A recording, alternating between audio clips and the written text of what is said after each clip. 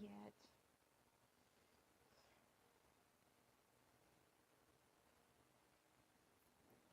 Okay, so then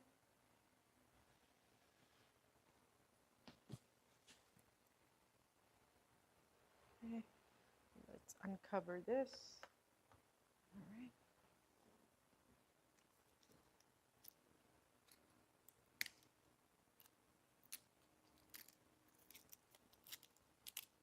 It's Friday.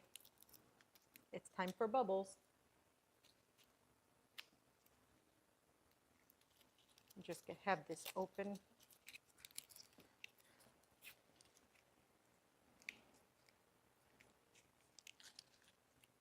Have you guys ever had like the cork from the champagne pop and hit your ceiling and stuff?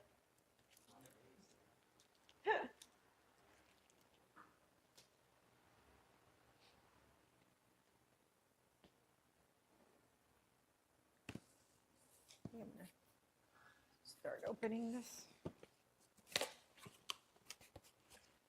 Casserole Raise the Bar at Home. Non-toxic, stainless steel, plastic free. Okay. So not only do they take their cookware seriously, non-toxic cookware, I've never heard of non-toxic barware. Overhead. Let's see. Oh, this is nice. This feels nice. Wow. Okay. Nice, high quality, feels sturdy. Nice shape. True. It's short, because who needs the long stick? That's right. Very cool, Caraway. Very cool. Happy Friday. Very cool. This, I love this shape because this kind of is an easy feel on your hand. You're not stressing out your hand more than you have to. Okay. Here we go. Very cool.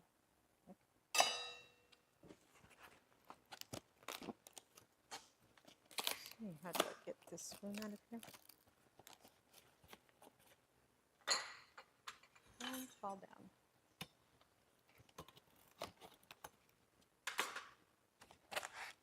That is a gorgeous spoon. There we go. And a place to put everything.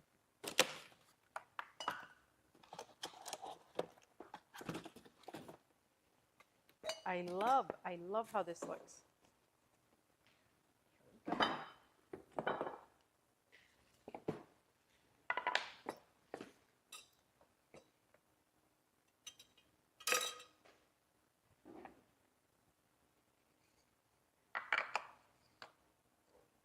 How nice. Okay, so if I'm doing these things,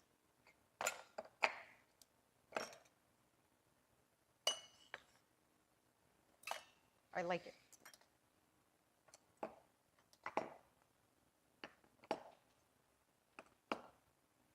Very nice. Okay. Oh, Fridays with Chef. Hey guys, welcome in. I'm just getting ready, setting up for a beautiful Friday cocktail. Getting my stuff together here, literally. So.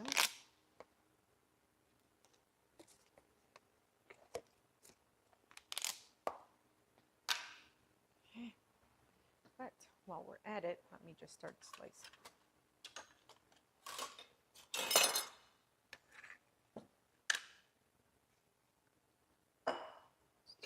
We'll slice into here.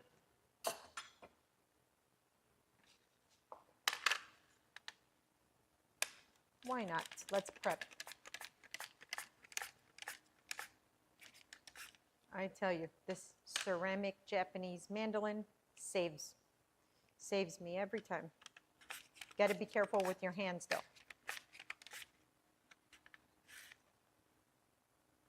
Many tips of fingers have rested in peace because of it. They've succumbed to the ceramic slicer. There we go.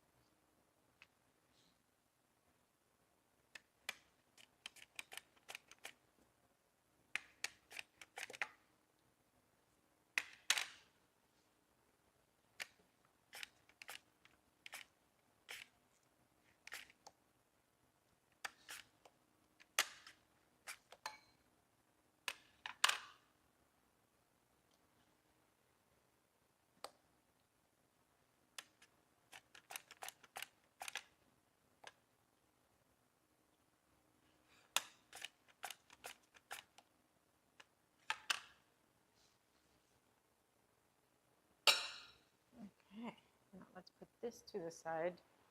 We're just about ready to go.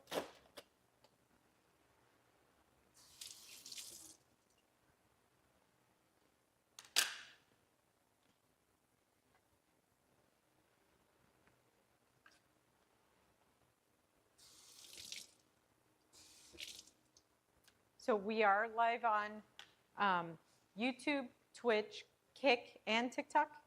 Perfect. Okay.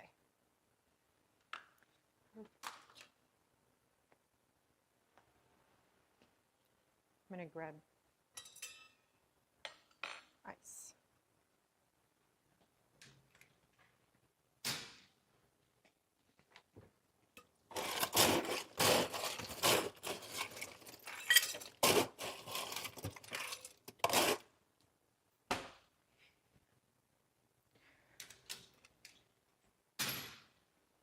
All right, I really love how this Casserole bar set shaker feels. Like it feels good on your hand.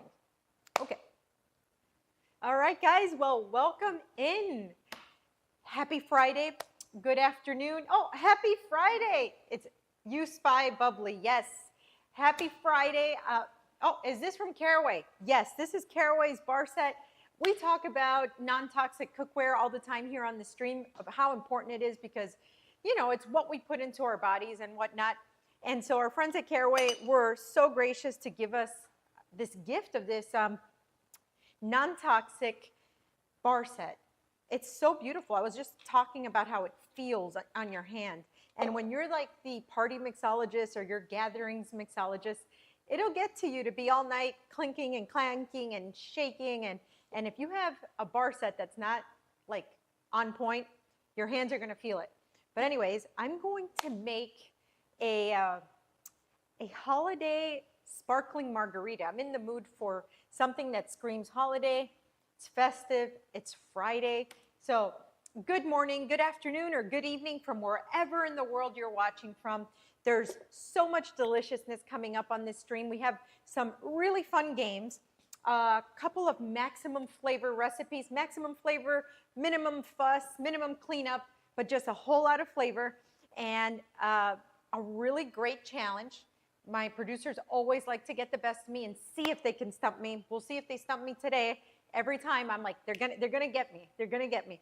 But beautiful Friday, guys. So let's start off with a cocktail. It's 5 o'clock somewhere. So I love this cocktail because, let's stay away from the top camera just in case this pops. When you open a bubbles bottle, it's important to keep one hand kind of on the top and open slowly, okay? You never know if this is holding extra pressure. So as soon as you unscrew like that metallic casing, it might just pop at you without you even trying to pop it. So important while you're unscrewing the metal cap that you just have your hand gently placed over the top. So here we go. This cocktail, I love it because it's so versatile. It's a welcome drink at your next gathering. It's a perfect brunch drink. It's just no reason to. It's a great drink to just put, ooh, let's go. to put on your Instagram. Here we go. 1, 2, 1, 2. Ah, yes. I'm telling you, that noise typically makes people just get in a good mood. At least me, right? So when I say sparkling margarita, this is what I mean. Wepa. Yes, exactly. We're in our shaker. We got some ice. We're going to throw down 2 ounces. 10 out of 10 noise. Thank you. 2 ounces tequila go in. Now you can do whatever flavoring that you'd like. I'm doing a lemon cranberry, okay? We're gonna do, this is pure cranberry juice, so let's go a little light on this. 3/4 of an ounce. 1 ounce fresh lime juice, a little extra there. Let's see, let's wipe this down. There we go. Now, lime juice, cranberry, you can use pomegranate if you like, but you'll see what I have concocting here. We stir that up. Okay. And last night I made, we're going to set this aside, I made these beautiful festive ice cubes. So I took that cranberry juice, let's see overhead here, fresh cranberries, a slice of orange, well, a half slice, a little bit of rosemary, okay, and I made these beautiful ice cubes that are meant to dissolve into your glass, okay. All right, as you drink. So it's going to impart flavor, and it just looks beautiful, okay. So now I'm going to pour in my cocktail just like so. That is, it's just a beautiful, festive type of drink, okay? Now I'm going to top it off with however much or however little amount of bubbles I want. And this is why I meant that this is perfect for brunch. It's perfect for brunch. It's perfect as a welcome drink. It's perfect just as a beginning here as we kick off holiday season. So as your ice cube dissolves, you're going to see that the orange comes out, the rosemary, the fresh cranberries. Let's take a sip. Oh yeah, cheers. It's tart, it's effervescent, so that bubbly, it just, again, puts you in this great festive mood. And you want something tart. This is why I like to use fresh cranberry juice. Guys, not that other stuff. Real cranberry juice. Treat yourself and buy pure cranberry juice because the flavor and that tartness, it's next level in this cocktail. And I like to use Prosecco instead of actual champagne because Prosecco itself has that it's a little bit sweeter, more roundness, and that's why I think it's preferred at brunches because you have it's not so harsh, you know.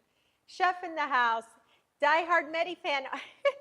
Thank you for the t-shirt, Carla. Oh, would you use that organic lime juice you mentioned the other day? Yes, that's exactly what I use when I make cocktails. I'm using that organic Santa Cruz lime juice. Tastes just like pure, like you just cut open a lime and that's all they put in there. There's nothing, like there's no preservatives, there's nothing, and you can make a killer limeade too with that. But anyways, for those of you just joining us, I got to show you again these beautiful, let's have a moment for these ice cubes. Overhead. Okay, here we go. So we took out this one right here, but it has cranberry, fresh cranberry, rosemary, and a half of an orange, okay? So as this dissolves into our cocktail, it's just gonna make it that much more delicious. You could put a couple cocktails if you have a big glass, if you have one of those balloon, like wine glasses, it's perfect. Now, you can go crazy, have at it with your ice cubes. You can make different flavor profiles. You can put different herbs in there. You can use thyme, not just rosemary, but you can use lavender. I love using lavender. You can use rose petals. Rose petals in this they look so gorgeous. But lime, cranberry, you would think it's super acidic together, but it's actually not. use your favorite tequila, and that's how you make a sparkling holiday margarita. Now, if I wanted to, I could use a sprig of rosemary and just kind of have that rosemary coming out of here, but I didn't want the rosemary hitting my face just now. Yeah. So, speaking of holidays, actually, let me move our gorgeous bar set to the side here because I gotta. Let's put this over. I got to show you this really delicious side dish or a snacking dish, okay? It's a potato hack, pretty much. So now, like we've talked about in the past streams, and so it's entertaining season. You're going to be invited to Friendsgiving. Your family, your friends are going to say, come over, bring a dish, or don't bring a dish, but you are going to want to show off and bring the best of the best, right? Because you're going to want everybody talking about what you made. At least that's how I function, right? But you don't have a lot of time. You don't want to spend 10 hours in the kitchen, but you want to make it seem like you did, right? So I got these potatoes here. I made these already. Overhead. I'm going to show you. These potatoes have been in the oven for about 20 minutes, and I'm going to show you how to make them after. Well, actually, I'm going to show you how to make them now. I take these yellow potatoes, or Yukon potatoes. I use my Japanese ceramic slicer, and I say Japanese ceramic because you can slice forever, and sometimes your stainless steel blade gets dull, and it actually gets dangerous. This is extremely sharp, okay? When we started the stream, I was saying how a lot of fingertips have succumbed to this type of slicer, but if you're careful, it cuts the time down in half. You don't have to use a lot of force, and it just kind of slides down on a number 4, which is the thickest setting for this type of slicer. You just slice away, okay? Like so, up and down, slice the potato, and you're going to get these little beautiful discs. And you want to use a yellow potato, okay? You want to use this yellow potato because of the starch content on it, okay? So I put these off to the side here. I've already sliced some. Here we go. And I have some melted butter, unsalted butter. I always talk about you can season your butter, season whatever it is that you're working with after, but don't use salted butter in any cooking. You can add your own salt to your own taste or whatever recipe you're working with, but you can't ever subtract. Okay, salted butter should only go on your bread if you choose to. And even at that, I don't do that. I like to sprinkle some flaky salt over the top if I'm gonna want a salty butter on my bread or olive oil or whatnot. So I have here some unsalted, semi-melted, didn't melt all the way, butter. And what I'm gonna do is I'm gonna take off these thyme sprigs and put it in there, into the butter, okay? You can use dried thyme, but I always say to people, use fresh herbs whenever you can, because that's just the way cooking is supposed to be, right? But if you can't get your hands on fresh herbs, it's okay. Use the dried, but you won't need nearly as much because dried herbs are more potent.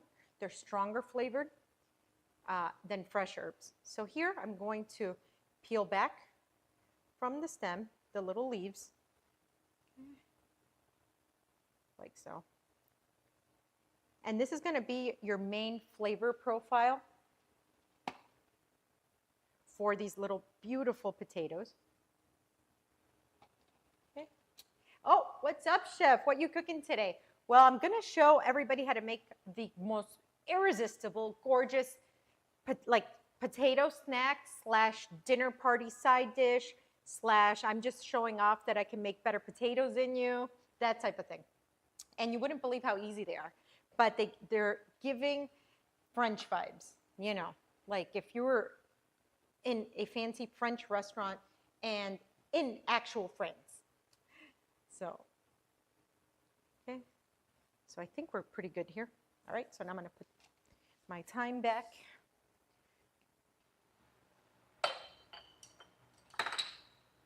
Okay, so this is where I season with salt. Let me put that there. All right, salt, that's perfect. A little bit of granulated onion. Now, I like onion because onion and potatoes, they really are a match made in heaven. I love cooking with, again, potatoes, onions, butter. That smell when it starts to cook is just incredible. I mix this up like so, okay? And again, I have my sliced potatoes. You see this right here, right? And I take a muffin pan. I got this at Target, guys. Under $10, perfect. A perfect buy for this time of year. And it's a really pretty color. So 10 points, Target for the aesthetic. So now I'm gonna dip the slices, like so, and I just stack them on top. You wanna do 5 at a time or so, okay? So I got 2 there, okay? And 4, that's 2, okay. I'll put a little bit more time. Like, so you see, you get the gist of it, right? I'm just gonna put 5 or 6 slices. Oops. Each one has to be dipped in the butter though, okay? Dip, stack, dip, stack. My oven is heated up to about 425 degrees Fahrenheit, okay? Okay, so you get it, right? Let me wash my hands real quick. And then we're gonna talk about the cooked ones because that's just, it's too much. Okay, so they go into the oven, 425 degrees for a little bit under 20 minutes. You wanna keep an eye on it because these will cook pretty fast, okay? So let's talk about this. So after 20 minutes, you kind of just let them rest. What's in the bowl other than butter? We had melted butter, granulated onion, fresh thyme, and then we seasoned it with a little bit of salt to taste. So those 4 ingredients, very simple. And then you dipped your sliced Yukon Gold potatoes. Each slice must go in that butter, that flavored butter. And then they go into the oven for like under 20 minutes, just until you see that like the outer edges start to crisp up. That's your sign that they're spot on, cooked through. Can we add cheese in there, or would you suggest adding it after? You can add all the cheese that you'd like, and yes, you could. I wanted to keep this recipe as basic as possible so that you can add later on whatever you like. You can add bacon bits, you can add all types of cheeses. A blend of cheeses, Parmesan cheese would go really well, but this is like your basic flavor. And you can add chives. You can just go up from there. So after they've chilled, okay, you put a skewer on them. You don't have to skewer each one. You can just use one skewer and flip them all over. Let me see, let me get a nice plate. You will see what I'm talking about. I'm gonna get this nice plate. And now I'm gonna line up my potatoes like so.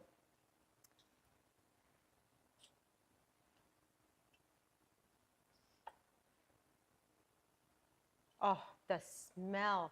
They're just gorgeous. I love when things come out like this. Okay, I really do. Now this goes so well with, like, if you think about it, a broiled fish, steak night, guys. If you put these potatoes next to me for steak night, oh, a nicely seared New York strip or ribeye with these potatoes. Thank you.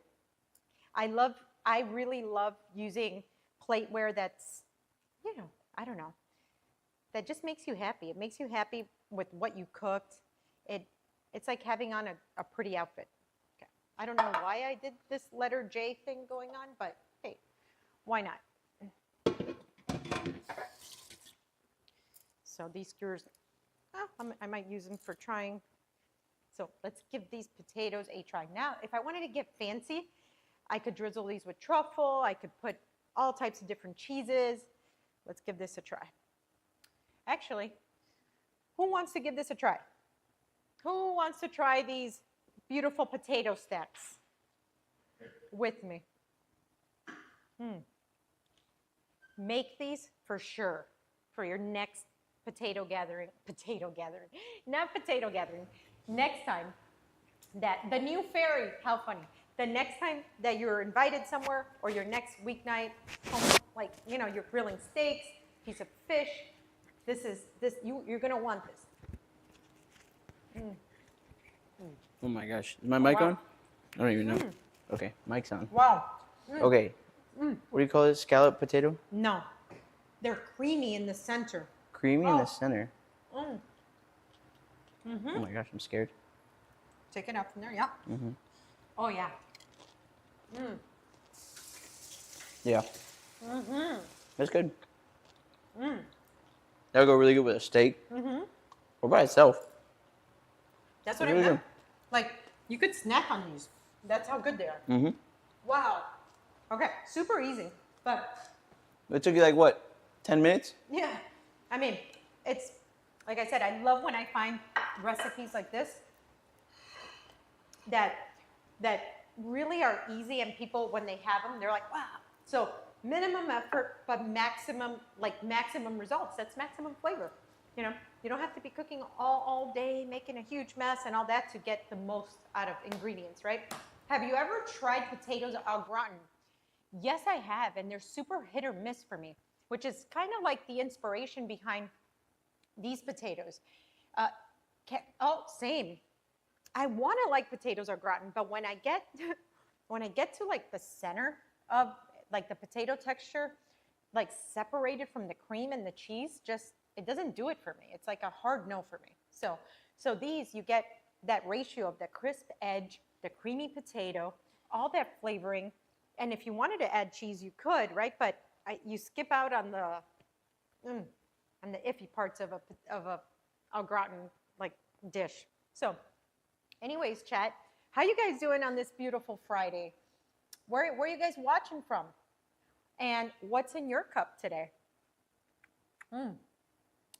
Are you guys having a margarita like me? Sipping on some bubbles? Is it coffee time where you're watching from? Let me know. So, coffee time. Okay. Oh. What kind of coffee? Haven't even had my morning coffee, chef. Oh, you're late to the game. Espresso, mimosas. Yes. Wouldn't it be hilarious if I'm talking about Friday and then it wouldn't be Friday? That's so funny. I could go for a nice lemonade right now. Oh, I'm telling you, you've got to try that limeade that we were talking about earlier. Santa Cruz organic lime juice, and then sweeten it up to how you like. Make it sparkling. Throw some sparkling water in there as well. A sparkling limeade. Yum. What are you sipping on, chef? Oh, I had just made my holiday style sparkling margarita. So we have in this glass, the star of the show is my ice cube. So I made these ice cubes last night with cranberry juice, fresh cranberries. Let me overhead, please, because now the cranberries are kind of coming up. Fresh cranberries, a slice of orange, okay, and rosemary. So the margarita itself is lime, cranberry, pure cranberry juice, not that other stuff, okay? And then we added bubbles, but with a little bit of Prosecco at the end. So it's a sparkling margarita, a lot more fun than well, no, it depends. Sometimes plain margaritas are fun. But anyways, this puts you in that holiday spirit, the color palette, the ingredients in there. Just very delicious, very festive, puts you in that mood for like, let's celebrate. Let's do this, But very crisp on the palate. It's not a rich drink. It's not overindulgent, evening, chef. Hi, Grundy. Welcome in. We're in my home kitchen again here, talking about some deliciousness. We just had our opening cocktail, a a little festive sparkling margarita, and I was talking about these potatoes that were highly irresistible. And I think we're just about to start playing some games. You know how these people are here, my producers. They take their games very, very serious. We have a fantastic stream coming up. Games, delicious recipes, and a very challenging challenge at the end. I wonder what they have up their sleeve because every stream they kind of up the ante, so I'm a little bit nervous. But anyways, what's a good movie to watch this weekend?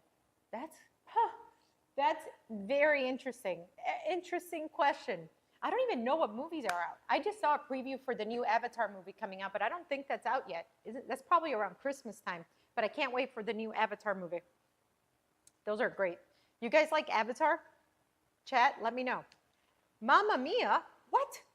Mamma Mia's there's Mamma Mia? Stop, I'm a Mamma Mia girl. Don't play. Oh. Or unless JPCIRL is just saying Mamma Mia, and I'm talking about the Mamma Mia movie. Oh, chef. Okay, how long would those ice cubes last in freezer without losing flavor? Is it 1 day prior to prep? Oh, these could go in your freezer for at least 6 months, believe it or not. On Amazon, where did I put my, here we go. On Amazon, I bought these like really nice like ice cube trays, right? Silicone ice cube trays. And it comes with, it's not just the tray. So it comes with its own silicone lid. So it's nice and airtight. And then you put it in your freezer like so. So it's a perfect little container. So if you're in the market for silicone ice trays, well, number one, don't use plastic, get silicone, and then make sure they have a cover. Ah, I love that movie. Mamma Mia was all right. Any games today, fairies? Fairies? Do we have games? I know they do. That's a silly question for me to ask. Yes, we do. There's always games with them. There's always games to be played. Yeah. We're going to start with a little quick one. Okay. We have a game called Wavelength. Wavelength. Wavelength is a fun little game where we have to try and work together. I'm going to be giving you a prompt, and then if you guys look at the wavelength here, there's a little segment here that has a certain amount of points. You see this? So I'm going to give her a prompt, and then I am going to try to get her to answer depending on where the wavelength is. Okay? I can lower my mic a little bit, yeah. That's fine. Guess I'm a little loud. It's Friday, I'm excited. It's Friday, okay. Okay, so I lost my cards. Here we go. Okay, so we are going to be playing Wavelength. Ready? So we have on the left, Genius Flavor Combo. Okay. On the right, Total Disaster. Ready? But what is the prompt? On the left is a Genius Flavor Combo. Okay. On the right is a Total Disaster. Gotcha. And I'm going to look at this. I'm not going to let you see.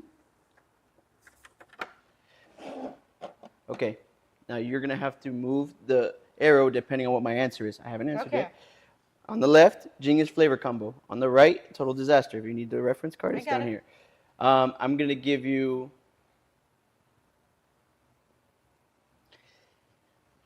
Let's go pickles and peanut butter. Okay, so I can move it, right? Mm-hmm. Okay. Final answer? Yeah. Let's see what you got. Oh, we got 2 points. Okay. 2 points. 2 points. You agree it's a Total Disaster, or you think it's a Genius Flavor Combo? No, it's... But you're going off what I thought? Yeah, no. Okay, 2 points. We got to get to 10 in 3 rounds. Ready? Oh, boy. Okay. On the left, comfort food. On the right, fine dining. Okay. Got it? Got it.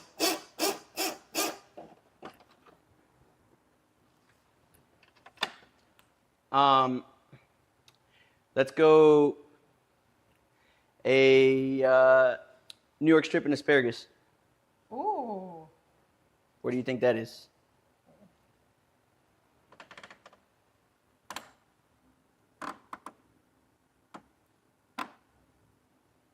Okay. What do we think? Another 2 points. Ah, Ah, so close. Let's try to get one where we get the full points for this one. okay. Okay, on the left, underrated Thanksgiving food. On the right, overrated Thanksgiving food. Got it. Ready?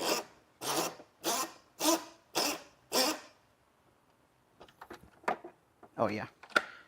Underrated, overrated. Okay. Sweet potato casserole. Ooh. No, you're revealing it. Sorry, move the red thing. sorry. Oh, chef, you think it's super underrated? Yeah. Super underrated. We'll give it to you 2 points. Ah. I got it. Look, it was right. Oh, it was right here. Oh. You get me? So Ah. it's fine. But it is Okay. a super underrated Thanksgiving food. What do you think about that? What's your opinion on sweet So- potato casserole? Sweet potato casserole is super underrated based off of if you've ever had an incredible sweet potato casserole. I think that there's a lot of room there to make a fantastic sweet potato casserole that takes that side dish to like the millionth degree. You can cause flavor fireworks with a fantastic recipe for a sweet potato casserole. You really could. But, you know, it scares me. I've never tried it. I know it scares a lot of people for some reason, but it shouldn't. It's the perfect sweet side that it's in like the cook's technique, I think, to not make it overly sweet and to have the right texture. Some people make it too watery. Some people make it too sweet. Some people make it too chunky. There's too many variables. But guess what? I have the best sweet potato casserole recipe right here today. And we're going to do it maximum flavor style. Again, super easy, just a few ingredients, but they're going to blow your mind. So, can I show them? Can I show them how to make sweet potato casserole? Absolutely. Go ahead. Feel Okay. free. So, here, I've been steeping sweet potatoes that I cubed up.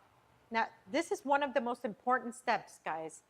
Cubed up sweet potatoes. If you've ever wondered about the texture of sweet potatoes, if you were to just peel the sweet potato and cut it, let's say, in half, or use the entire potato, just boil it forever, the sweet potato itself would absorb so much moisture, so much water, that you would have a super watery sweet potato casserole. So to not allow the sweet potato to absorb that much water, we cut it. And by cutting it, you're not letting it absorb all that moisture. Now, I'm not boiling it in water. I'm boiling it in chicken stock. And this is going to impart that savory aspect. Boil your cubed up sweet potatoes in chicken stock. I use organic, low sodium chicken stock. You can have some that you can just take out whatever you have in the freezer in case you're one of those. But yes, chicken stock, it'll absorb chicken stock flavor. It has so much umami that way. It's going to have that other layer of like savoriness, so it's not straight sweet. Dang, is chicken stock a hack for boiling in general? Yes, depends. But definitely for this sweet potato casserole, it definitely is. So what you want to do is boil it until they're just fork tender, or in this case, knife tender. If I can slip my knife into it and I can just go into it, that means they're done. Do not boil them into oblivion, okay? Now I'm going to strain these. Let me get my bowl ready. I'm going to strain these. And again, we are using here our caraway pot, really. Non-toxic enamel. It's non-stick, but it's non-toxic because we cannot put toxins into our system. So I just love how it cooks beautifully and we're not putting toxins into our body. And guys, if you use my link for caraway, it is the season of gifting. Gift your friends, gift your family, gift yourself. You can save up to 20% if you use my link. All right, so now we're going to strain these potatoes. That's another thing. You want to strain them right away. You do not want to ever let your potatoes sit in the moisture after they're done, because if they're just sitting there and you kind of forget about it, or even if they're just sitting there for 10, 15 minutes, what happens is that, again, they will absorb that liquid. You don't want that. You want to make sure that your potatoes are nice and strained. See? These beautiful potatoes. Also, chef hack, if you're meal prepping, okay, and you want to have really delicious sweet potatoes with something else, a grilled piece of chicken, steak, or whatnot, boil them in chicken stock, and this is just, boom, that's your meal prep right there. You don't need anything else. Sweet potatoes, boiled in organic chicken stock. You're welcome. So from here, I'm going to add butter to this. It's funny how we just talk about healthy things, and then we're gonna get really into now like the indulging part of this. Heavy cream. Do not use anything other than heavy cream for this, guys. There's a reason.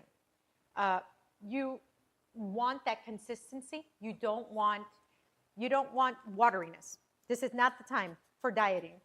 Garlic salt. Okay. You can use also regular salt, but we are going to use a pinch of salt. We have vanilla and cinnamon, which are optional in this type of mixture, but use as little or as much as you like. Chef, do you recommend any spice blend in particular? No, not really. I'm partial to the ones I've always used, but you can. I like when you experiment and you find in your local grocery store the spices that you are comfortable or really enjoy cooking with in your recipes, right? So then everything is here in my bowl. I'm going to let that sit for about 30 seconds or so. And you're like, but why? Well, the potatoes are now going to start to absorb the cream, okay, the cream and the butter. You could add more cream after if you like. Now I'm going to use my standing mixer or my handheld mixer, whichever one you have. And you're like, well, why are you breaking this down with a spoon? If you've ever worked with your handheld mixer, you're going to understand that if you go at it like without kind of breaking it down first, you're going to get splatters of heavy cream and butter everywhere. Okay? After I've broken it down, now I'm going to get the texture I want, like this. Here we go.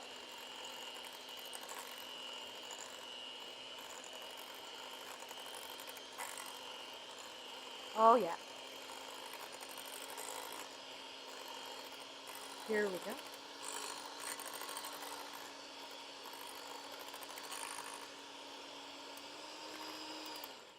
The higher you go on your mixer, the more you're aerating or creaming up your sweet potato.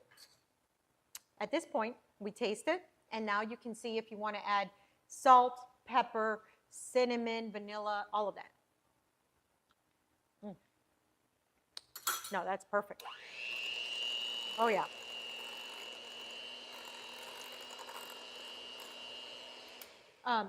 Camera? Yeah, okay. I want to show them the texture of this. Chef, was the heavy cream cold from the fridge or room temp? Great question, Peg the Great. Welcome in. It was pulled out of the fridge maybe 10 minutes ago. But actually, that's a great question because you don't want to just have it right out of the fridge. You want to do all of this while everything is warm.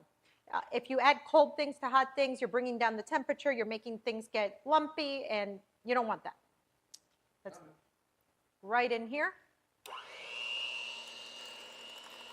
There you go. You want to see that. That is gorgeous. Beautiful. All right. Perfect. Okay. So now we're going to turn that off. Okay. That's it. We are good on here. So let me release these guys. Now, here we take our baking dish. Chef, do you typically eat this with turkey or is it a dessert? No, it's not a dessert. This is with the turkey. So when you have the savoriness from the turkey, the ham, gravy, all that stuff, this sweetness is a contrast. So you have that salty and sweet stuff going on.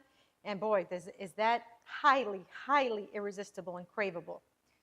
America loves their sweet and salty or sweet and spicy combinations. So here I just greased up, I buttered a baking dish, and I'm going to get a spatula. Look how easy, guys. It's like super easy. So now I'm going to spoon in or scrape up my sweet potato mixture right into my baking dish. My oven's preset.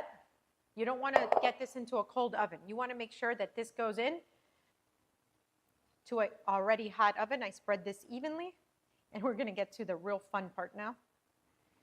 There we go. And if you weren't making this into the sweet potato casserole, at this stage, you can just have a very, very delicious sweet potato mash, right? Okay. Marshmallows, guys. You can buy whatever size marshmallow that you'd like.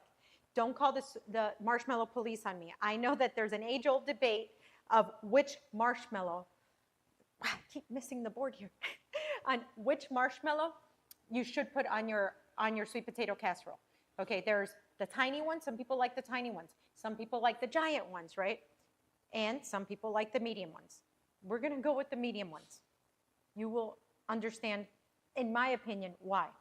When you have the big ones, while they look big and like, you know, they make an impact visually, to me, what happens here is that when you're spooning it, maybe you don't want all that marshmallow. Maybe you do. But that's why I go with the medium, because the medium gives you the best of both worlds, right? So now we're just going to, these are going to expand also. There we go. I'm going to line these up. Another thing that you can do, what makes a sweet potato casserole any different from sweet potato mash? The fact that we're going to bake it and that we put a topping on it. That makes it a casserole. If not, if we just put it in a bowl and whipped it, no topping, it's sweet potato mash. Wait, my GF's grandfather was upset last year because the marshmallow dissolved into the sweet potato, I think. Ooh, that's weird. Because they should kind of bake, and when they kind of get firm. Heard, that's actually a professional kitchen term. Heard, I love it. Okay, so here we kind of see if there's any pockets. Okay, let's go to the oven. Or maybe they sunk in. Oh, no. I had my potatoes in here. Oh, yeah, and they look beautiful. Okay, so that's going to go into the oven. Oh, look, guys, I want to show you. I had these working. Look at how they come out of the oven, just bubbling. Oh, that's just too beautiful. Oh, yeah. I love when things smell and look like this. Oh yeah, okay. I would say that's because the marshmallows were probably baked for too long or too high. You're absolutely right, Victoria. That's exactly what happens. They melt into sugar, and it's depending on what they're actually made out of, that they'll just, once they go too high, they'll just dissolve, and you're absolutely right. Now that I wouldn't like. If my marshmallows were to dissolve or just kind of mix in too much with my sweet potato casserole, that would be a hard no for me. Yeah, and I'm actually a fan. I'm a fan of like a good sweet potato casserole in my Thanksgiving table. You know, I don't think that this dish is overrated at all. I'm a fan. So now, when we're talking about sweet potato casserole, it's important that you kind of hang around your oven. Different ovens behave differently. Some of them have their own personality. So it depends on, it's not just the heat, it is how that heat bounces off the walls of your oven. So if you're using convection or just standard, if you're using convection, it's important to go 25 degrees lower than whatever recipe you're working with, because convection will speed things up and will act 25 degrees higher than your standard oven. Is the texture similar to normal mashed potatoes? Yes and no. Yes, but not, obviously not with the marshmallow. You'll see. I think it's more fun. It's more fun. But if you're not a marshmallow lover, that recipe for sweet potato mash is top. You know, again, boil your sweet potatoes in chicken stock. Do people add anything else other than marshmallow? If you're using marshmallow, it's usually just marshmallow. But there is another version of sweet potato casserole out there that's with like toasted pecan streusel over the top. Some people like nuts in their sweet potato casserole. Not for me, and I like to stay away from nuts on the table just because you're hosting and you don't know who has a nut allergy. How long do you leave it in the oven? I stepped away. We're just a few minutes. We're gonna actually, Chef, what's your favorite casserole? Hold on. So we're gonna watch it now in just a couple of seconds actually. As soon as your marshmallow starts to like turn golden, that's when you want to pull it out. My favorite casserole, it's mac and cheese. Yes, mac and cheese is not a pasta, it's a casserole. Oh, I'm so glad I came because we're almost there, guys. Look at this. We are almost there. The marshmallows are turning golden now. And that's kind of what you want to see. Okay? I could pull it out already, but I want a little bit more toast on that. Just a little more. Okay, so I'm going to get my serving spoon. How exciting. I love when things come out like this. And I'm going to grab a plate. Would you be so nice to hand me one of this, that bottom? Yep. Thank you, thank you, thank you. This is exciting. Yep, this. Thank you.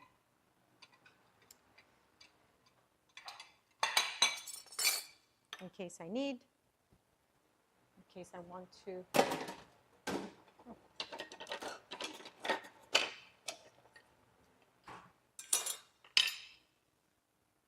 This, guys, is the only sweet potato casserole recipe you're ever going to need. Can this be made the day before Thanksgiving? Will it hold? Can I add cinnamon to this, or is this crazy? You can add cinnamon, nutmeg, vanilla. All of those can be added, you know, as you like, as little or as much as you like.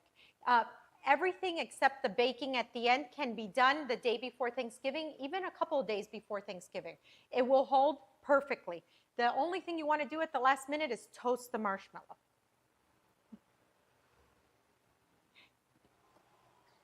Yes. Yes, yes. Let's grab. And let's go. All right, out of the oven it goes. As you see, this only needed to bake for just a little bit. All right. Oh, the smell. Who else likes the smell of toasted marshmallow? Campfire, yes. Chef, I'm already going to make your stuffing. Do I need to make this one too? Yes, you do. You absolutely do.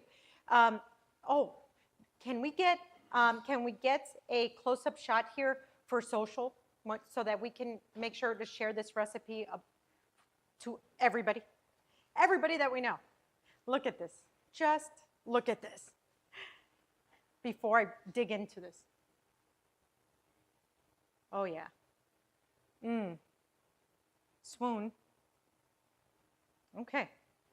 Yep. Hold on. Hold on. Let me.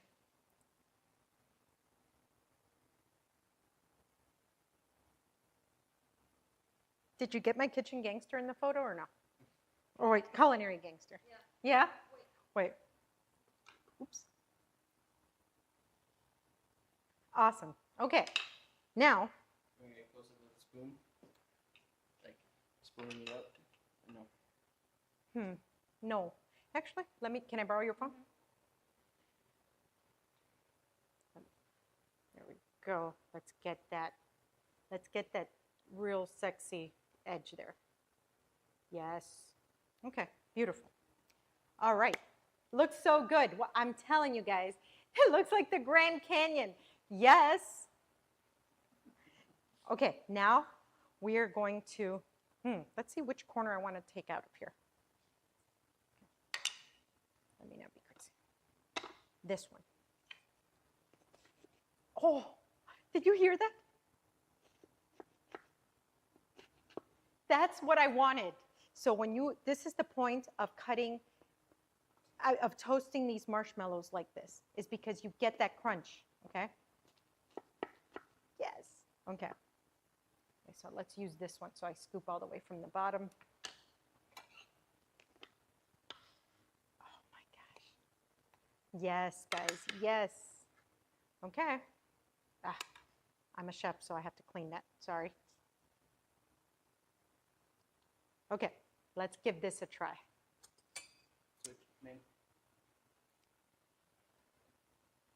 Let's try. Let's try. Are you guys ready? Chat, if you could only smell this, I'm sad for you because you can't really try this, and I really wish that you could try this with me. But if you make it at home, you can have this. All right, 1, 2, 3.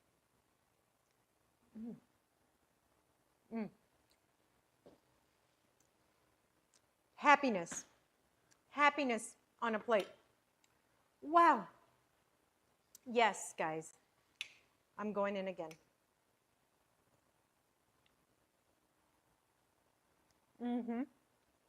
Wow. Yes. 7, 7, 7. For those of you that know my reference of 7, that's what this dish is. Oh, okay. I yearn to be a kitchen fairy, eating casserole on a Friday afternoon. I mean, it's a pretty great gig, guys. So you have the creaminess, savoriness from the sweet potato. You have the toasted marshmallow, toasted enough to give you just a slight bit of crunch. They've melted enough so that they just kind of melt together with the sweet potato, but they're holding their own. Oh, so good. Just fantastic. Make this for your Thanksgiving table. It's my favorite recipe for a sweet potato casserole. This is what I make. You got to make it. You have to make it. Kitchen fairies, who wants to try? Anybody want to try sweet potato casserole? Is anybody up for the sweet potato casserole tasting? I'm going to serve you some, just a little here. Now, when you guys go to your friend's giving or your family's Thanksgiving and they don't have this, it's going to be your fault because you could have brought it. Okay. Okay. Oh, John, the new kitchen fairy, is going to taste. Okay. Let's see. All right. Okay. So, are you a sweet potato casserole fan? I'm a sweet potato fan. Okay. Casserole, I'm interested. All right. Let's see. Make sure you get some and some. All right. You already knew what you were doing. You already knew. Yes. Make sure you get some of that. Yeah. Don't leave that behind. That crust. That crust. Okay. Yes. Yes. Yeah. She Yeah. definitely knows what she's doing. Okay. There we We're gonna go. finish See? this off camera. Okay. I'm dipping graham crackers into this. Hey, that's a great idea. Okay. Share the stream with your loved ones to save Thanksgiving. I love that. Yes. Save Thanksgiving. That's hilarious. You know, we always talk about like the great things about Thanksgiving, but chat, have you guys ever gone to a Friendsgiving or a family Thanksgiving and the food is very like mid? I mean, let's be honest. Sometimes that happens, right? Like, let me know. And I mean, and then believe it or not, I get these stories all the time. I ask people, because Thanksgiving is actually my favorite food holiday. So I'll ask my friends and I'll be like, hey, so how was it? What did you guys eat? Were there any standouts? Tell me. And I'm always curious to like learn about like recipes, maybe they're generational recipes that they have, or maybe somebody that was overseas brought something back, or maybe it's something that's been made 100 years, or it's just the friends group or the family's favorite dish, right? So I ask these questions because I'm genuinely curious, and more times than not, I get like, yeah, no, it wasn't good, or no, the turkey was dry, or the sides just weren't it, overcooked, burnt, undercooked, or they just bought everything and nothing special. So yeah, I mean, share the stream and save Thanksgiving. Oh, chat, let's take another sip. It's Friday. So, guys, what's next? What's next? We got a fun little game for Yeah? you. Another one. What? Let's move the sweet What potato are out we of here. doing? Let me tell you in 1 second. Can I have that? Yeah. Is it Hold hot? on, because underneath it's very hot, so careful. There we go. What do we got going on here? 1 moment. I'm just gonna let me transfer this like this. Put it over here. Oh. Ah, take a sip. A sippity sip sip.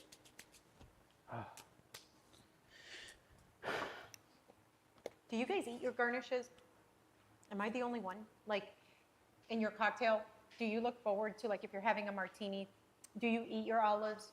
Or if, you're having, like, a gin martini and your cocktail onions? Yeah, I'm that person. I eat the garnish. Like, right now, I was about to, my instinct was, like, I want to fish these cranberries out. I'm like, no, Adri, behave. You're live. You're on the stream. Don't be fishing for your cocktail garnish. Okay. Okay, the next game that we have prepared for you is you will be identifying famous chef movies and or shows. Just a scene from them. Oh, wow. Okay, Is that a if there's poem? fruit in a drink, I look forward to finishing the drink to get to them. Same, especially sangria. Ooh, oh, I have a certain opinion about that. If your sangria has fruit at the bottom, you're not having good sangria. Spanish sangria, you should have a slice of citrus in it, and that's it. If you have fruit cocktail in there, you're just, no. Just, is there a poem in there? That's what I thought I saw. Yes. Wow. Thank you. That's beautiful. I don't know if that's for me or is that like a general I have no idea. poem? That's a beautiful Okay, poem. All right. so it's gonna play up there. Okay. And we're gonna be giving you 6 clips that you have to identify which chef media they are from. Are you ready? Hold on. Let me make sure that I understand this correctly. You're going to show me movie clips. Yeah, And I'm going to guess where they're from. absolutely. Yep, Okay. How many? 6. Okay. 6. Let's go. It's gonna be a 10-second clip. It won't be too long. And you think I've seen these movies? Probably. Clip number 1. Chef. Chef. The movie Chef? She is correct. 1 for 1 so far. Chef by John Favreau? Yes. Is that his name? All right. I only recently saw that movie. Really? Yeah. Such a great movie. Mhm. That movie inspired me to open my first food truck. Really? Cracked. And Cracked by Chef Adrian was inspired By the by movie. the movie Chef. Because he has a food truck that he's making Cuban sandwiches out of them. Okay. Love it. Clip number 2. Here we go.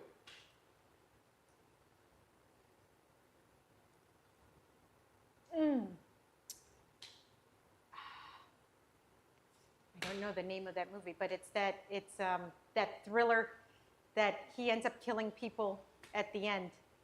Think you got it? You're on the right track. And the girl runs off at the end on a boat and everything. He's an evil chef. Yeah, I don't know the name, but I know the movie. Okay, I will. It's a pop. It's the name has to do with something that's in every restaurant. An item that's in every restaurant that you get even before you get your food. You know, you're sitting down and the waiter or waitress, they hand you what? A menu. The menu. The menu. That's what it. Yeah. Wow. That's it. That's great. Okay. You've never seen that one because it's probably horror, right? No, It was like a I thriller. hate horror movies, but I did see that one, and I had no idea that it was going to be that dark. Okay, here we go. Clip number 3. You ready? Burnt. Wow. How do you get that? I've seen this movie a couple times. Bradley Cooper. Yes, this is where they're waiting for Michelin. Such a good scene. Yeah. Such a good scene. Here we go. Clip number 4. Are you ready? Oh, okay. Let's go. Julie and Julia. What made you get that? I am obsessed with this movie.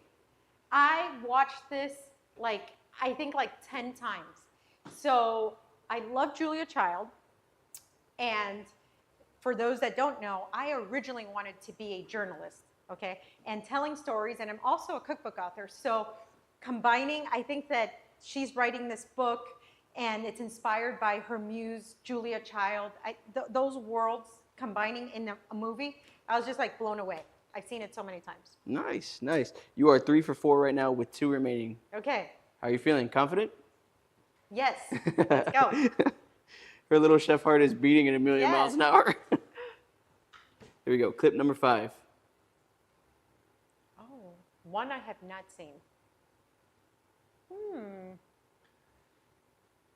I'll give you a hint. This is more of a documentary, Yeah, no, I have not seen it. like a biopic almost. It's not Jiro Dreams of Sushi. Okay, Right? then let's try. No, it's not. But let's try to identify it. Look what they're doing. They're cooking Making burgers. burgers. Yeah. Who's famous for? McDonald's. And a documentary about McDonald's would be Super Size Me. close. The Founder. Okay. You ever seen The Founder? The Founder? No, I haven't seen it. I want to see this movie. I've heard of it. No, but yes, I've not seen it. Okay. You got me. Bradley Cooper. Hubba Hubba. Yeah. Apparently, it's with Michael Keaton. Okay. Yeah. No, H.H. Otero. I guess she was talking about Burnt. Oh yeah. Yes. Julie and Julia. Yep. No, but Hey, babe. the Founder's with Michael Keaton. That's yeah. what we're trying to Got say. you. Yeah. Yep. Okay. Clip number 6. Are you ready? Let's go. Come on.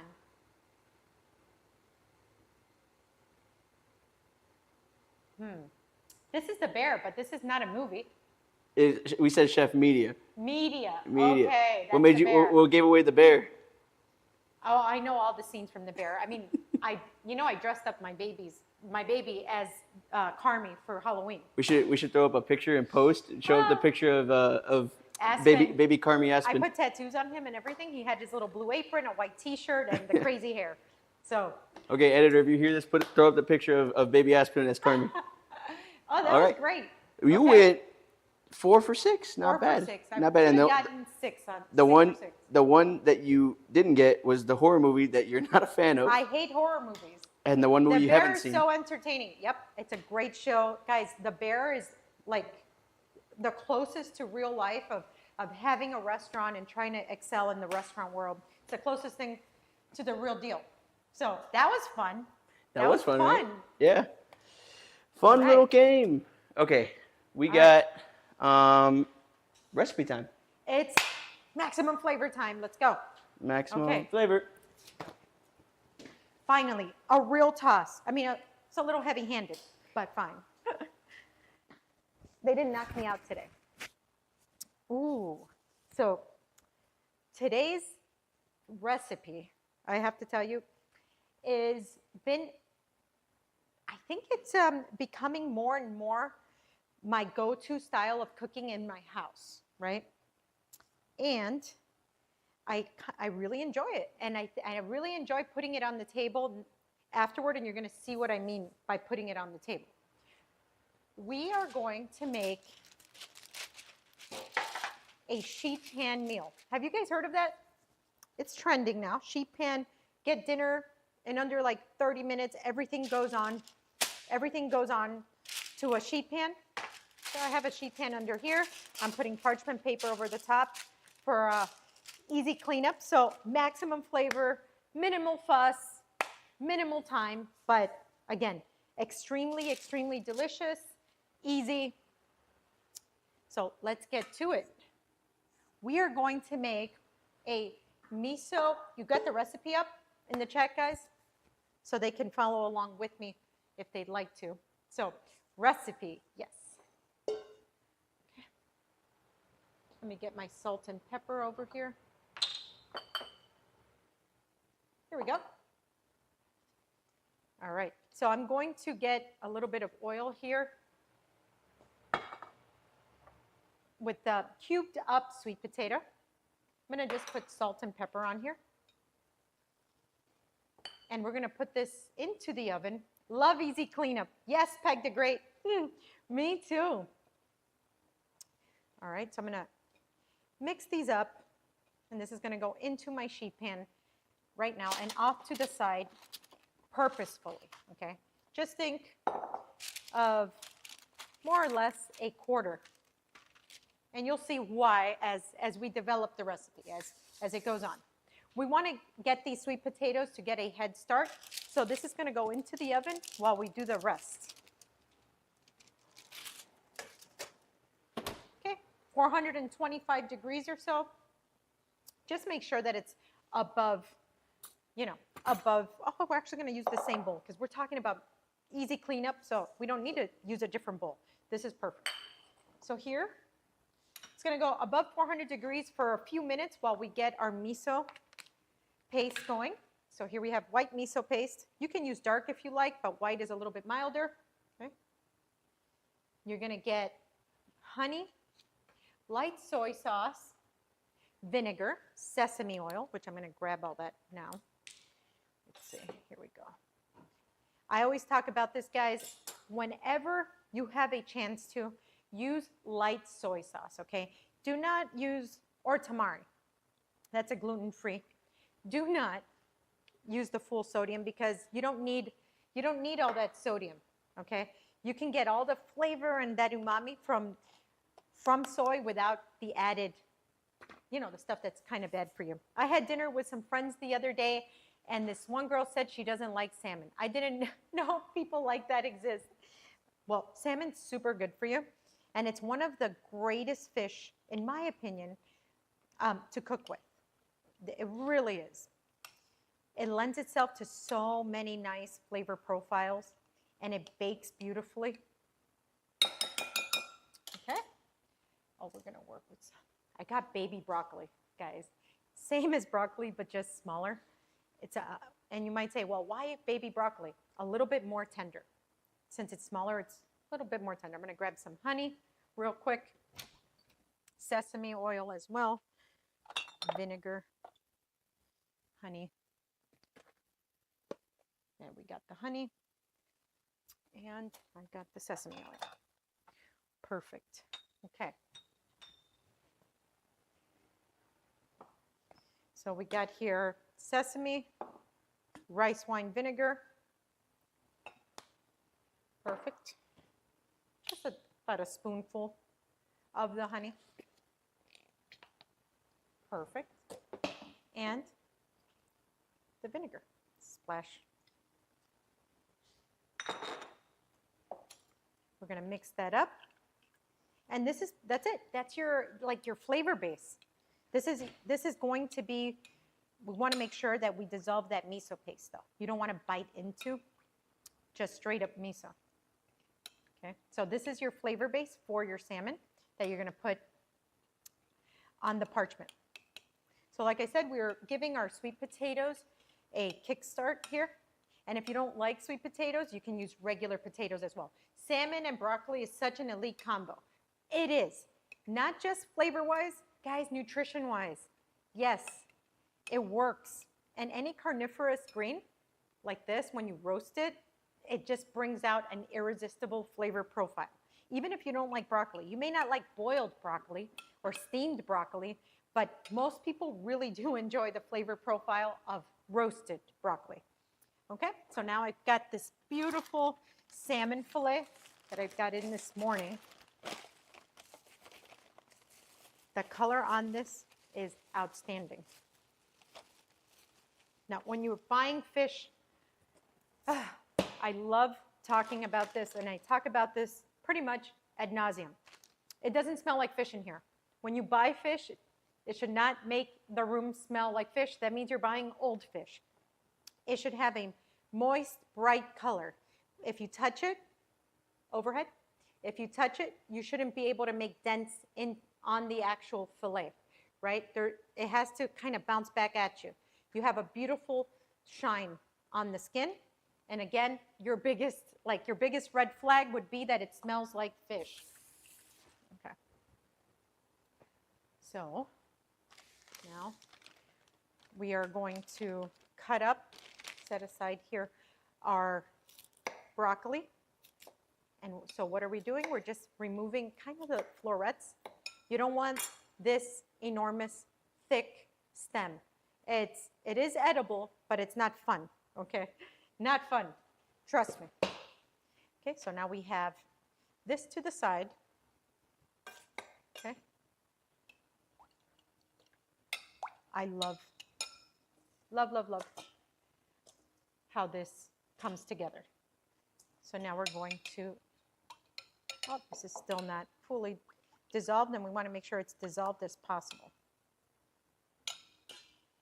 Okay, we're going to put some of this dressing kind of on here and hit it with a little bit of salt and pepper. Okay. Oil.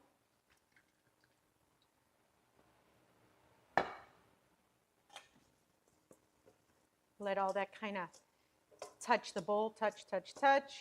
Mix. Let's set.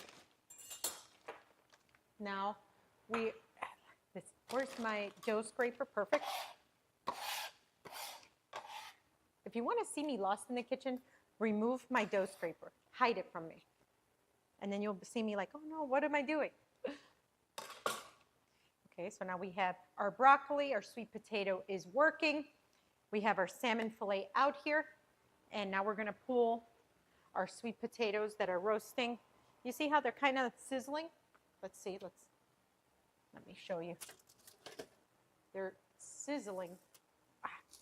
They're sizzling already, so that means we brought them up to temperature just enough. So now we're going to go 450.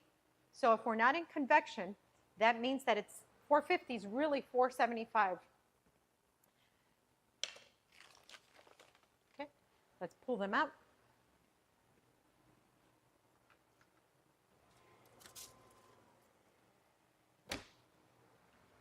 And we're going to build the rest.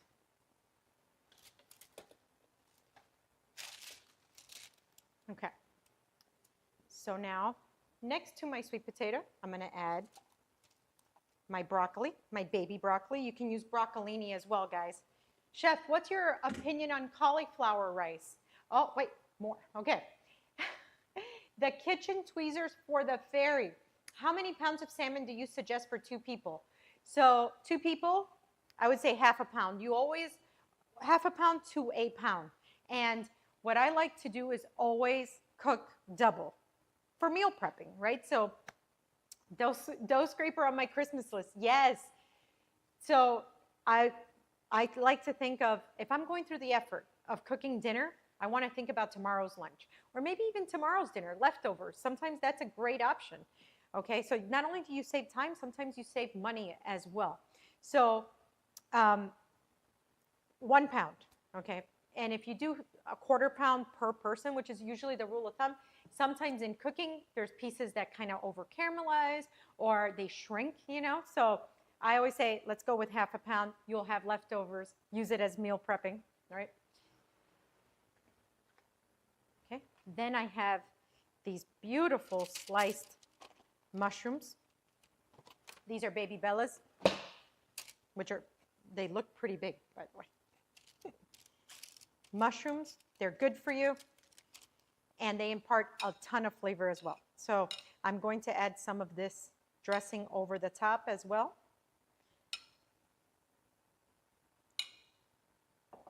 And we're going to add, again, oil like so. That's perfect. Okay. And now, on this side, we're going to have our salmon fillets. You could have skinned them if you wanted to. Yes, this is considered a sheet pan. Yes, it is.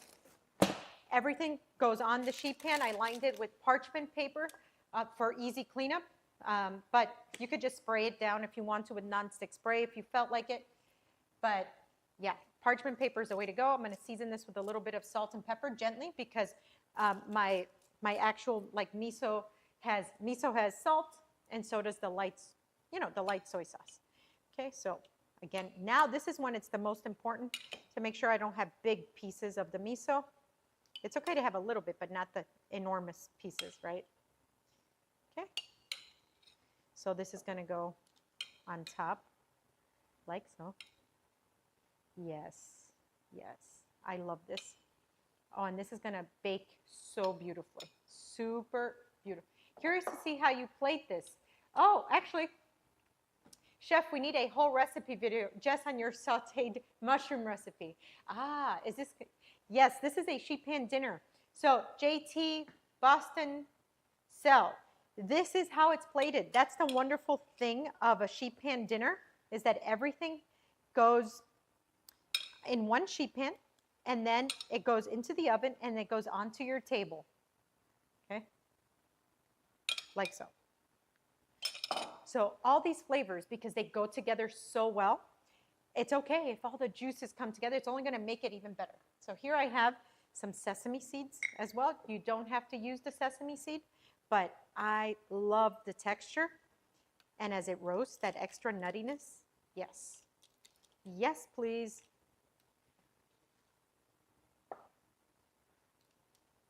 Okay. Now, if I am going to pair something with this, I'm opening up a Sauvignon Blanc, chilled Sauvignon Blanc, or Pinot Grigio, crisp, cold, very close to like a cold sake, right? But it's a beautiful pairing. Or a nice beer. This goes really well with beer. Okay, back into the oven it goes. Oops, here we go. Okay, we're going to let that work. All right, so let's clean up. Then I'm going to get to slicing some scallions because that's the only other thing that's left for this.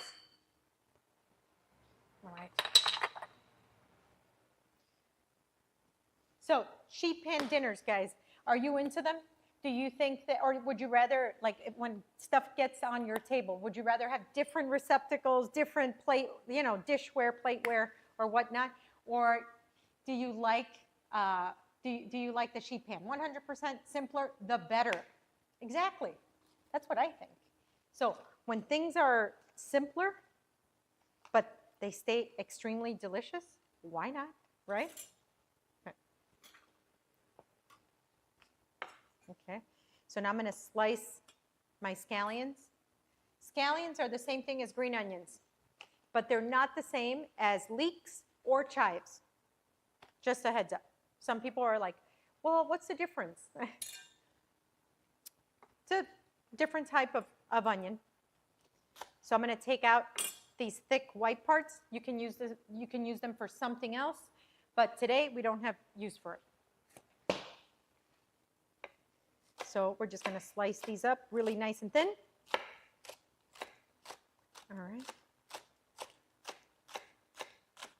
Here we go. Perfect.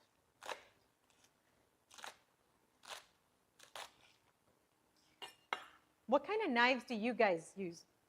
Just curious, as I'm slicing this green onion, I'm thinking, I just realized that I went from my chef knife, which is this. This is your standard overhead. This is your standard chef knife, like this. And the reason why they call it a chef knife is because you can do everything with a chef knife, essentially, right? And it has this curve because as you're chopping and mincing and all of that, you have that perfect curvature that chefs need to chop. But now you have this. This is called the Santoku knife. And this is inspired by the Japanese, which is more that whenever you're doing like matchsticks, batonets, stuff that's more, I guess, like more known with like Asian cooking.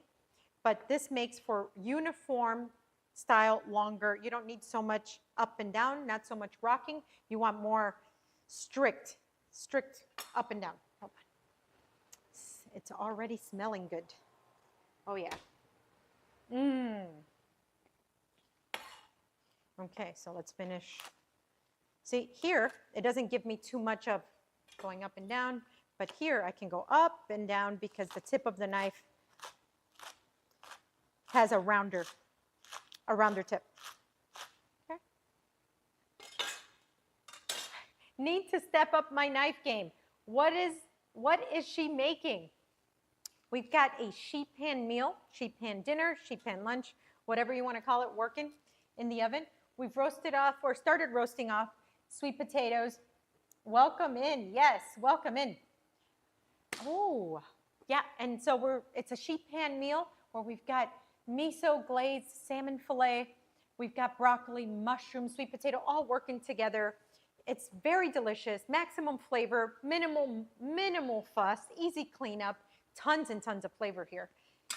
And it's meant to be that you throw everything in a sheet pan, put it in the oven, dinner's on the table within 30 minutes or so, okay? And then that sheet pan gets right on the table, from the oven to the table. Okay, so we're gonna put our scallions to the side there. Yeah, so welcome in. It's cooking time. Yes, I love sharing with you all my favorite recipes, recipes that I love or recipes that save me, recipes that make people smile. And then this one it's at the top there. And I love the colors on it. I love its nutritional value. Okay, where are you tuning in from? Yes, let us know where you're from.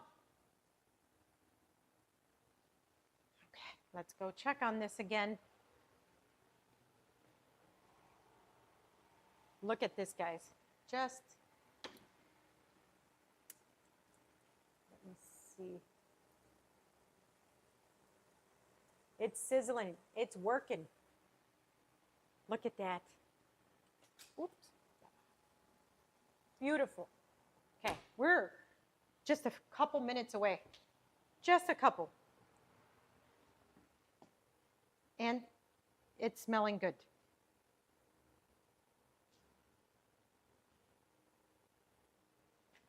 Hold on. Okay. Oh, yeah. Oh, the smell in here. It is amazing. Amazing, guys. I'm smelling the sweet potato. I'm smelling the earthiness from those mushrooms. Oh, do you have... I'm in India, currently living in Dubai for masters. Oh, wow. India. Very cool. I want to go to Dubai. Has anybody been to Dubai in this chat? I'm dying to go to Dubai. Chef, do you have a salt preference for your dishes? I like kosher, but my family thinks I oversalt things sometimes. Kosher salt is my favorite go-to salt for general cooking. In culinary school, that's how they teach us to cook. Now, the ratio of salt crystal to what, like, I guess the old-fashioned way of cooking is people use like Morton's iodized salt, like table salt. And, you know, that's not how you cook. That's not how you cook classically, right? But when you bite into that iodized salt has a more uniform, I guess, like the way it hits your palate is more uniform. Those tiny, tiny salt crystals, right? But then you have kosher salt where you can actually bite into the salt crystal. You're supposed to. It's supposed to be that way. So I guess the misconception of oversalting can happen, but kosher salt. And then if I'm finishing something, it's flaky, like finishing salt, which could be Maldon. It could be flaky sea salt. Yeah, so, and then sea salt, kosher sea salt for different, if I'm making a salad, I love that. So yeah, kosher salt, kosher sea salt, flaky salt, top three. So where, India or Dubai? I've never been, but I've always wanted to go. Oh, both. Where are you from? My top three is Japan, Italy, Spain. Ooh, what are your thoughts on Celtic? Ooh, Celtic salt. I've experimented with it. I don't like really cooking with it. I know a lot of people just put like a sprinkle of it in their water for minerals. Chef is from US. Yes. Yeah, we're actually shooting in Miami, Florida, in the United States. but deliciousness is universal. Yeah, so I don't really cook with Celtic, but I know it has those mineral benefits. I'm a believer that if you're, which is why I use sea salt sometimes on salads, if you're having a balanced meal, there's no need for you to be putting salt in your water, you know. Okay. Let's check on this. This is looking so great. We are almost at the finish line. This is where your house starts to smell incredible and people can't wait. Celtic salts, can it be used for other things? You know, I'm not really familiar. I just recently learned about Celtic salt. So, all right. Yes. I love when things start to smell like they're at the brink of caramelization. You know something delicious is about to hit your table. And just by the aroma in here, you can just, you know you did something good. You know that people are going to be talking about this for a very long time. And I didn't just design this recipe because of how delicious it is or the time saving or the cleanup saving. You're going to see the visual stunner that this is. People are, when you drop this at your next table, people are going to be like, you did this? Yes. And you're going to be like, yeah, I did. Yeah. Ooh. So is this a raid? A follow. Thanks for following. Thank you so much for following. Oh, so happy. Thank you so much. Let's check. Let's open. Let's open. Okay. Like you're getting this caramelization here on the edges of the salmon. We're almost there. You see how the broccoli is charring? That's what we want. That's what makes broccoli super irresistible. Okay. All right. It's the countdown. The countdown is happening, guys. The countdown is on. Let me get some forks. Yes, yes, and yes.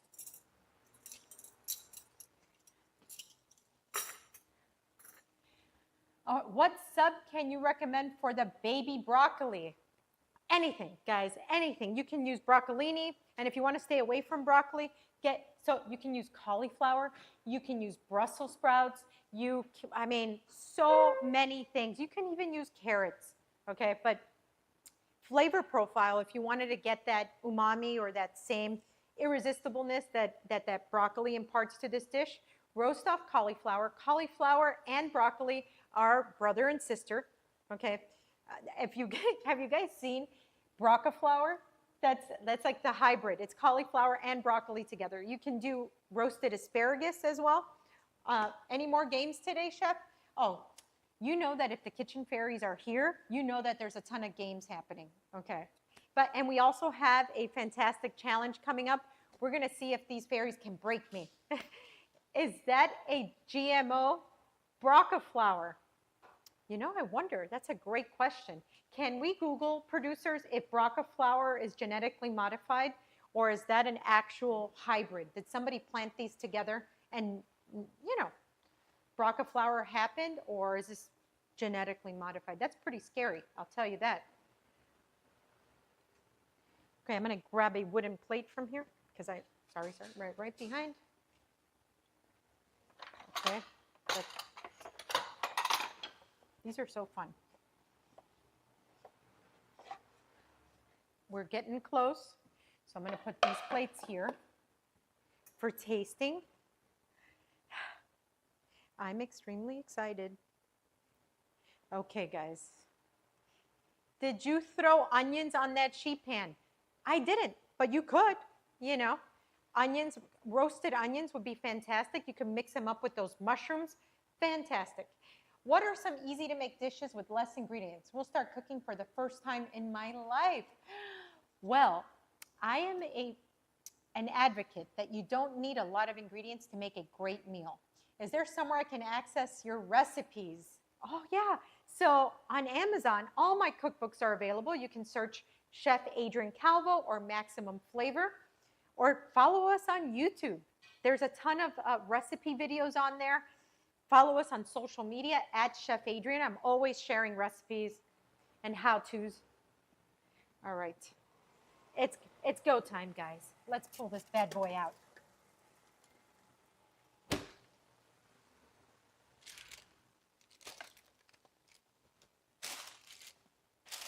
Oh, yeah. This is what we're talking about. Braca flour is a hybrid vegetable, not naturally occurring one, created by humans through intentional cross-pollination of broccoli and cauliflower. So cross-pollination, not genetically modified? All right. Do you see that? This is just so much flavor. You have sweetness, you have earthiness, you have like a lot of umami. The salmon, you have your protein, again, with a lot of umami, sweet, savory. Oh, it's fantastic. This is just outstanding, guys. Okay, so this is your sheet pan meal. In under 30 minutes, okay, we prepped everything. We got it all working.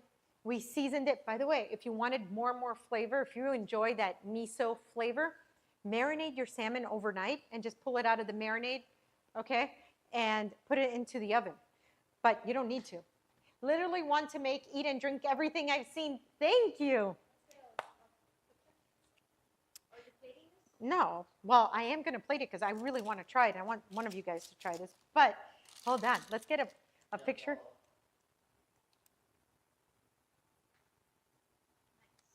All right. Follow. We have a follow? No, oh, same one. Okay. Oh, no. Another follow here. Okay. So literally want to make, eat, and drink everything I've seen. Thank you. That's exactly what we want to do. We're not just cooking here for the sake of cooking. Everything that I make is because I've had this before, and I absolutely cannot wait to share it with you. And the pairings are, well, you know, because we got to have a good time, right? So again, I would pair this with a Pinot Grigio or a Sauvignon Blanc, or if I really wanted to make it a party, some cold sake. Sake, guys. Let's talk about sake. Chat, do you guys like sake? Let me know. Should we do a sake tasting here? You know, do you, like, when you're presented with a sake menu that sometimes looks like a wine list, do you guys know what to order? Do you know the difference of different sakes? So if it's just two of us, you can eat right out of the pan, and this is really fun. You could take this outdoors and sit outdoors and make this a whole event. Or we can serve right out of here. Let's see. Okay. Let's serve this guy. We're going to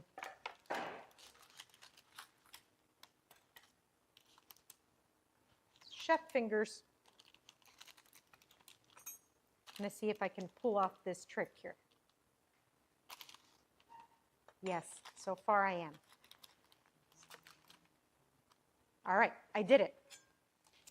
Can I get an overhead? Oh, you are overhead. Perfect. The skin is right here. I did not put my skin onto my fish. So salmon skin is very good for you guys. There's a ton of omegas in salmon skin. But a lot of people don't like eating it. It's a rather tough. It's thick, okay? It's thick skin, pun intended. So it's not always enjoyable to eat, especially if it's baked. Now, if something is crispy fried, and yes, fish skin is very good when it's fried, but baked, steamed, roasted, not so much. But we can still impart the nutritional benefits of it by cooking like that. And all we do is slip our spatula, slide it over, and you don't have to go through the work of skinning it or anything like that. It'll come right off in the cooking process, and you could keep all your omegas. It's perfect. Okay. So now I'm going to put a couple of little mushrooms here. Some we're talking about cauliflower. Broccoli, baby broccoli. Okay. Sweet potato. I'm going to sprinkle this with some green onion. Okay. Let's give this a try. Let's get Let's get the mushroom. Let's get the sweet potato. Let's get the salmon. Let's go. Oh, I want the green onion too. Let's give it a try. Ready? 1, 2, 3. Mm. Mm. Mhm. Mhm. Mhm. Mm. I won't double dip so they can. Oh yeah. Wow. Mm. Just wow. Okay. Love. Mm. You put some more of those mushrooms there. Guys, okay. Which kitchen fairy am I meal prepping for then? Here. Who wants salmon, broccoli? Does anybody like to eat healthy back here? Okay. All right. Let me plate this for you. I have to ask, who likes to eat healthy? Yeah, because you never know. Okay, sweet potato. These mushrooms are to die for. Okay.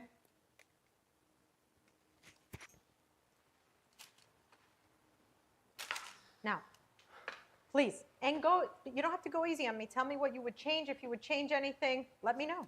Okay. Let me dig in right here. Yep. Get a You can big see piece. how that Oh. flakes off so beautifully. Beautiful. You just get everything on my fork.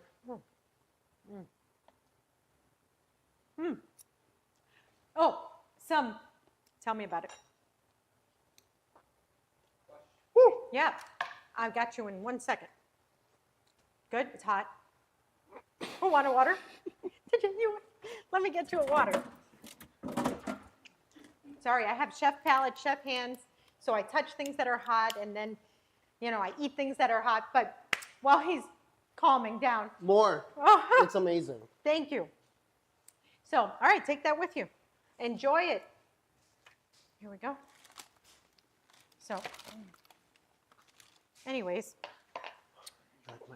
let me see. Producer, would you be able to take this back to my parents that are way back there so they can try it? Okay, thank you. So, guys, ingredients, some dishes with less ingredients. Like I was saying before, I'm a big fan or an advocate that you don't need a ton of ingredients. I would start with a chicken breast, okay? Chicken breast and a thick vegetable that both can kind of cook at the same like time, wavelength, etc. So I almost took down the new fairy, I know. So yes, so I would slice my chicken breast in half, use skinless, boneless because it's the easiest to cook, throw a little bit of olive oil, salt and pepper, okay? And then I would take an onion or a carrot, okay? And then roast that off for 25 minutes in the oven. Sprinkle lemon juice over the top, okay? And that's it. Enjoy your roasted carrot, roasted chicken with olive oil and lemon. Very simple, okay? Just a few ingredients, 25 minutes in the oven. And from there, that's gonna be your foundation to be like, wait, that was great. So now let's add this seasoning to my chicken. Or let's add another vegetable in there, or a starch, and you're gonna start building from there. But if you can roast off a chicken breast and a vegetable, that's it. That's like cooking 101. That's your base level. You can only expand from there. I hope that helps. So what do you guys think? Chat, who's making this sheet pan meal this week? This weekend? Super simple and easy to make. Very. Oh yeah. So good.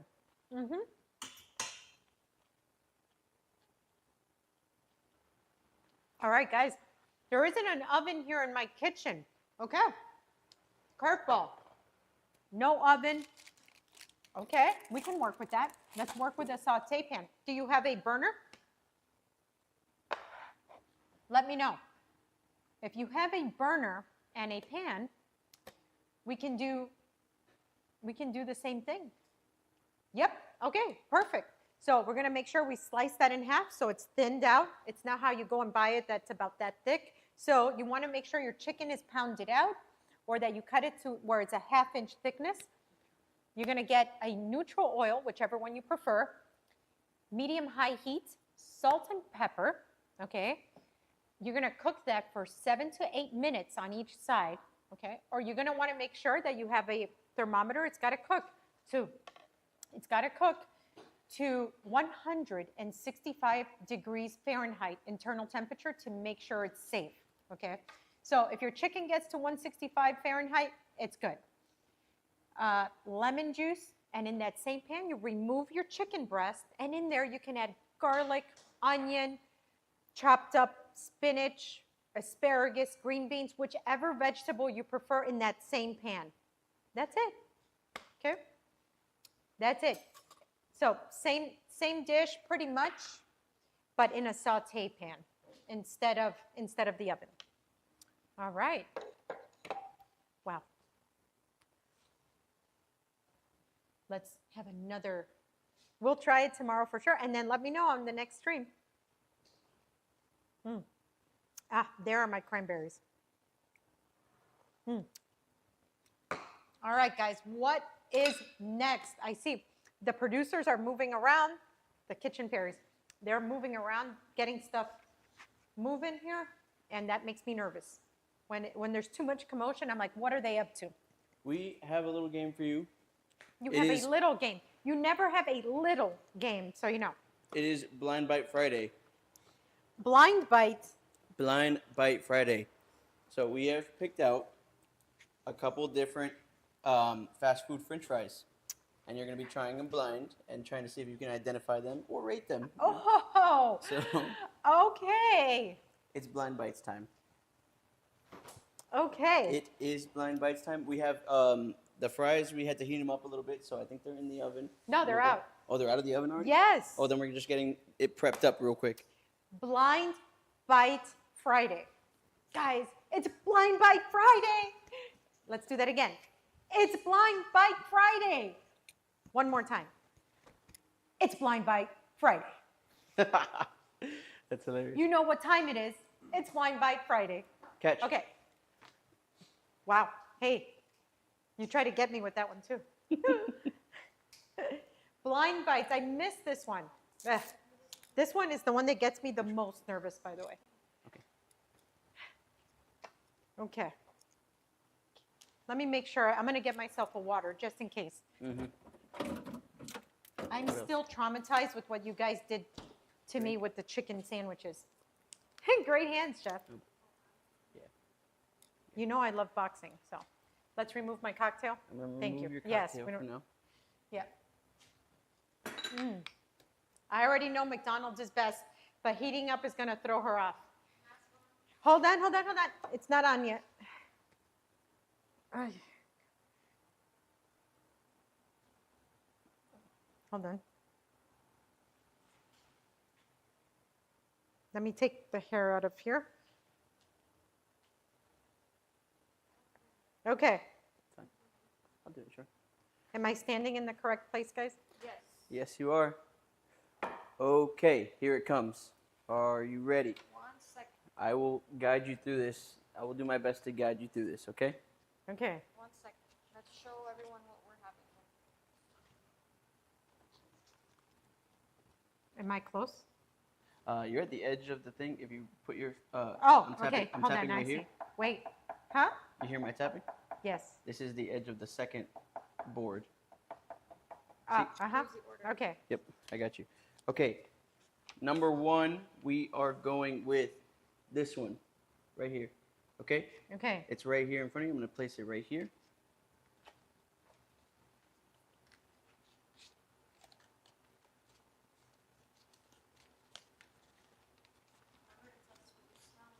Hold on. I'm trying to feel for like what this feels like.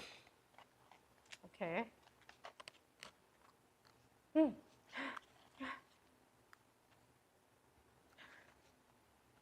smell like something good. It doesn't smell like rancid oil or anything. It smells like something I would want.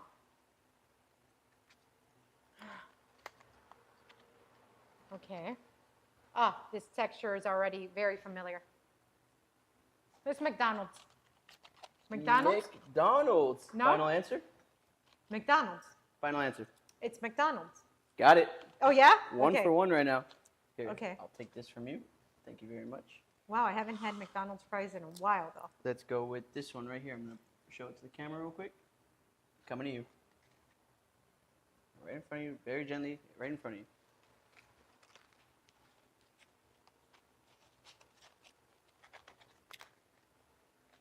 I can't smell anything. Oh. This is like very potatoey.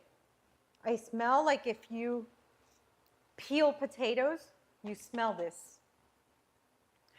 I don't smell grease at all. It's limpy.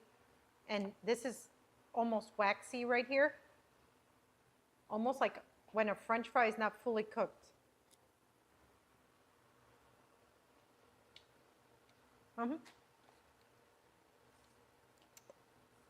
I don't know this one. Maybe you just got a bad one. Hold on. That's why I'm going for another one. Yeah, round two. Hold on.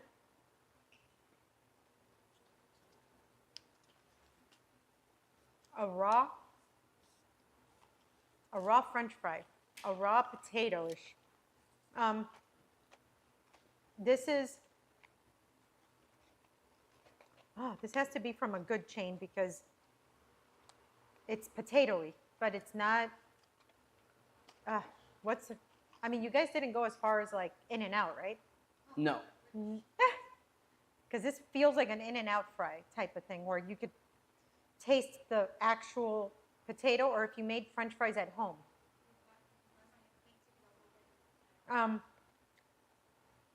What's a good, is this Shake Shack? No, Shake Shack is crinkle fries. Ooh. What's an old-fashioned, I'm not sure, but could this be like, it's Burger King or what? No, it's not Burger King. Wendy's. Wendy's. Final answer. Final answer? She's second guessing herself. Let's go with Wendy's. Wendy's. Correct. What? Correct. Oh, that was just like, Chef is 2 for 2 right now. okay. Okay. I wasn't sure. That was just a shot in the dark. Wow. So Wendy's tastes like homemade and like full-on potato. Okay. Number 3, we are going with this one right here. See this? Vertical can. Oh. This one right here. There we go. I'm going to place it right in front of you. Here you go. Careful, you're on the left side of it. Yeah.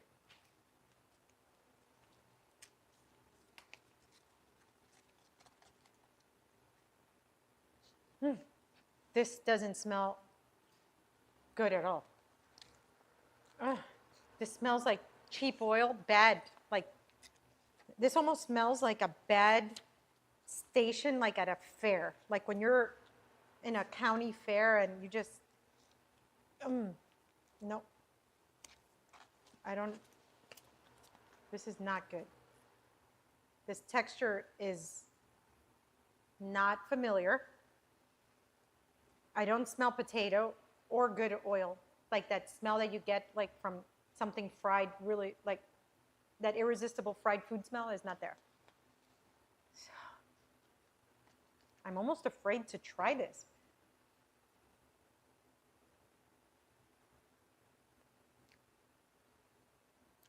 No. Ugh. It's even chalky to swallow. Chalky? I don't even know this brand. I don't think I've ever had this. I'll tell you, I don't know many people that go to that restaurant these days. For fries. Is this Taco Bell? Final Taco answer? Bell. Taco Bell. Incorrect. This is Burger King. What? I don't know many people that go here Ah. these days. I don't ever hear somebody Oh, say, man. "Oh, I'm going to Burger King for some fries," or anything really. Ah. Okay. We have the next one on the board. Let me clear this board for you real quick. I have a couple stragglers.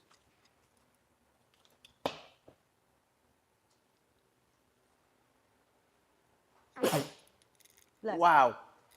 Okay, here we go. Next one on the board. Coming Okay. up. This is it right here. Ooh, vertical. See it? Perfect. All right. It's right in front of you. Oh. This is easy. This box and and this. This is Chick-fil-A. Chick-fil-A. This I don't even have to try it because this is the waffle fry. Well, try it and let's get a rating from you.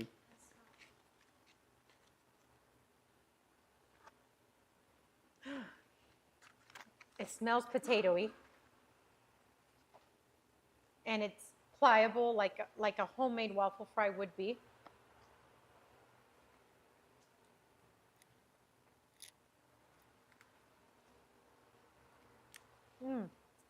But I wouldn't have this again. It's very salty and a little chalky. No. Ah. Yeah, no. Yeah, no. I would not have this again. Stick with the chicken for Chick-fil-A. Stick with the chicken. Stick with the chicken. Very salty Perhaps and not. chalky. Yeah, perhaps not the fries. Out of 10, what do you rate it? 3. 3. 3 out of 10. How about you get some water? Where's I got water? you. I got you. Oh, mm. Okay. Next one on the board. Here we go. How many have we tried already? We have tried 4. We have Okay. 2 remaining. Next one on the board. Here it is. Right in front of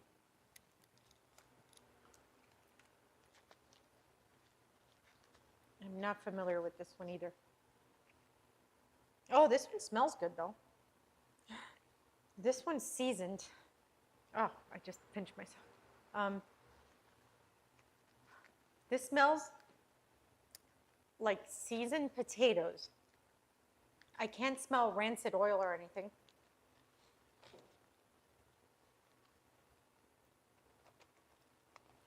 These are, okay.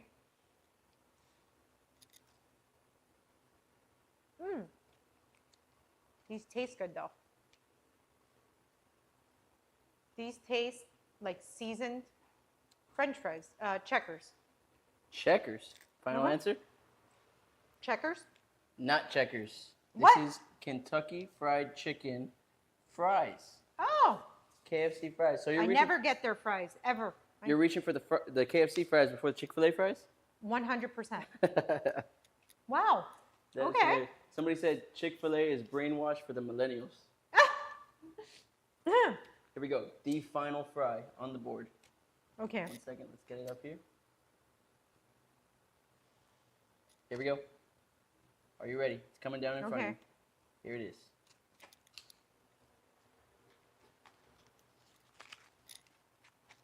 What is this enormous thing? Okay. This smells weird. It smells like something like chocolate or something. Or cinnamony. Chocolate. Or cinnamon. Cinnamon fries. This was fried in something that something else was fried in. Ugh. Are you giving me dessert fries? Is this a trick? Is this one of your tricks? How about you taste it and let me know? I'm afraid to taste it if it smells like this already. This is weird. This texture is weird too. This is probably somebody who shouldn't be making fries.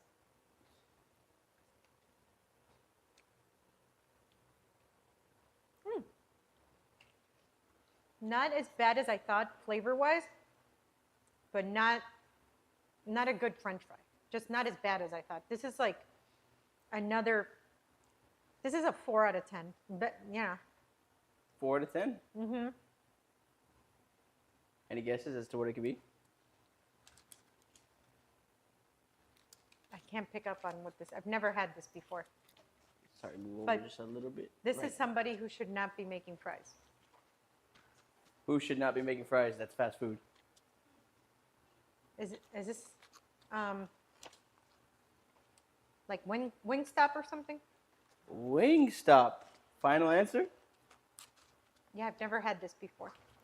Incorrect, Chef. You can remove your blindfold now. That was Taco Bell French Oh, no. fries. So I love Taco Bell. if we go back Oh, to the order hold that on. we had, Makeup check. smudged. Okay, I'll be right back. 30 Little second touch-up? makeup check. Yeah, she didn't do that bad. I think she did Yeah. pretty good.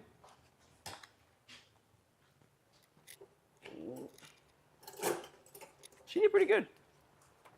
She went 1, 2, 3, 4.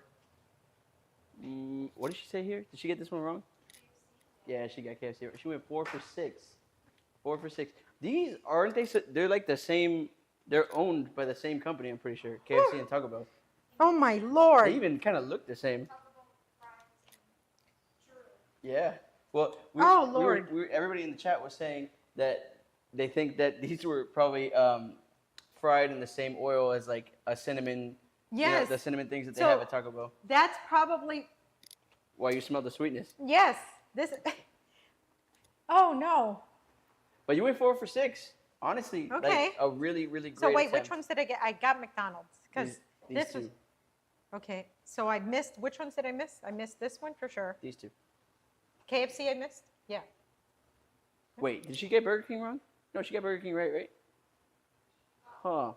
Well, anyways, whew, that was pretty scary, guys. That was scary. Wingstop, they're the best by, do We they, should have done Wingstop. Wingstop would have been fun. so they had Wingstop, Wingstop has fries, right? Yeah, Okay. great fries.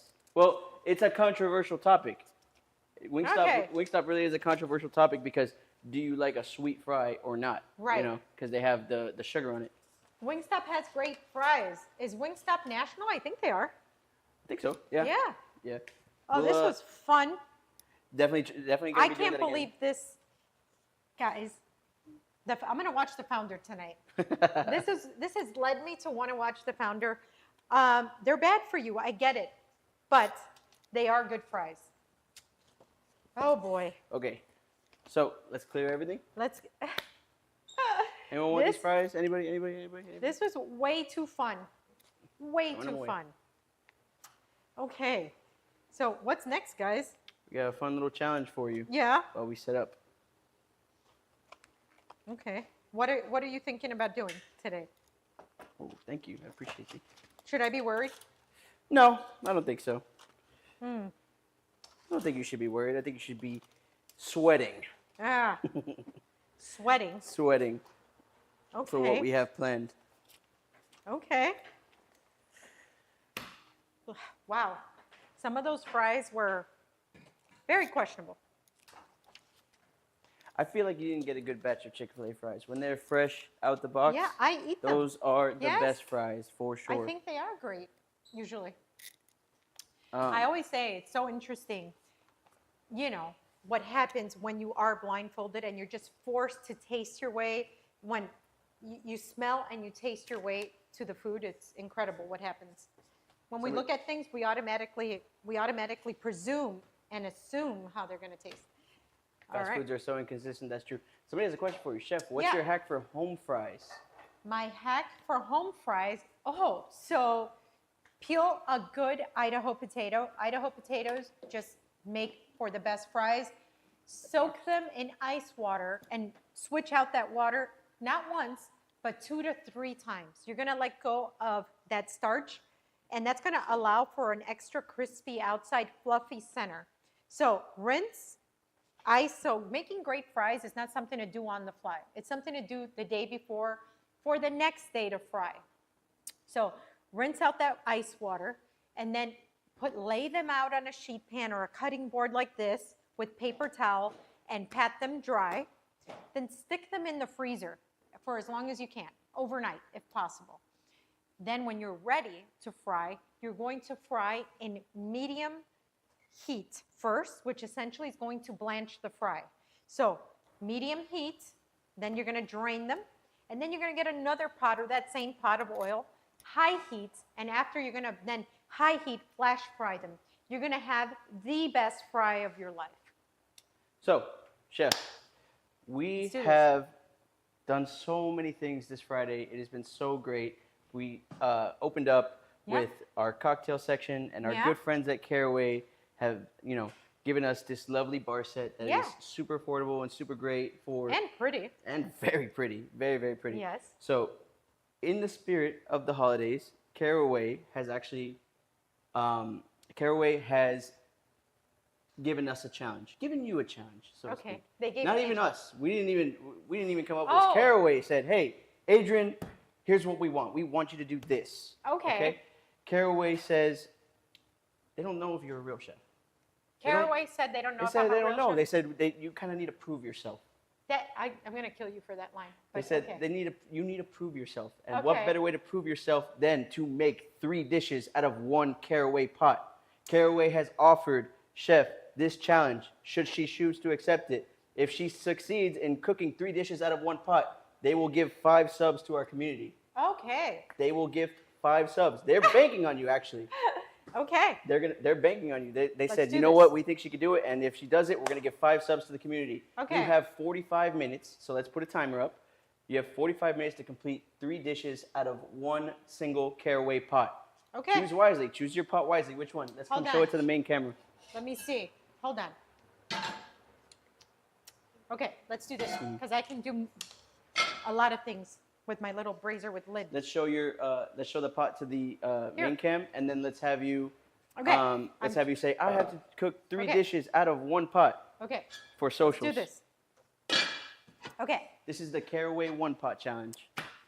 Hey guys, this is the Caraway One Pot Challenge. I have to cook 3 dishes out of this same pot under 45 minutes. Let's see if I got what it takes. And timer starts in 3, 2, 1. Time, chef. You're up. Okay, I'm going to start heating this up.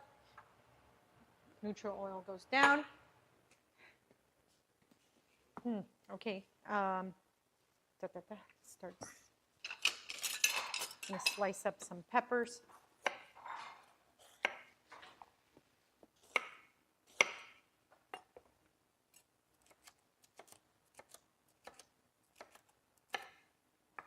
It's any type of dish, right?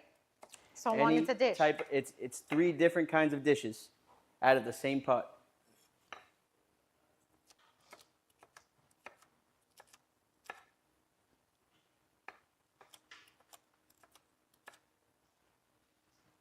Okay, I'm going to dice these up. What's on your mind, chef? What are you thinking about creating? I have some andouille sausage left over from the other day that we made the andouille sausage cornbread stuffing for Thanksgiving.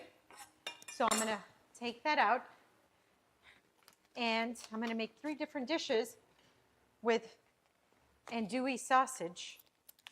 So I'm thinking gumbo, I'm thinking jambalaya, and I'm thinking of like a sausage and pepper sandwich. Let's see. This is a lot to do in 45 minutes. Okay. Now, I don't know if I should do my rice dish first because that takes longer. No, let's get the soup done. Let's get the soup done. So let's divide this in 3 so I having the same amount, more or less. Yeah. Okay. Get this out of my way.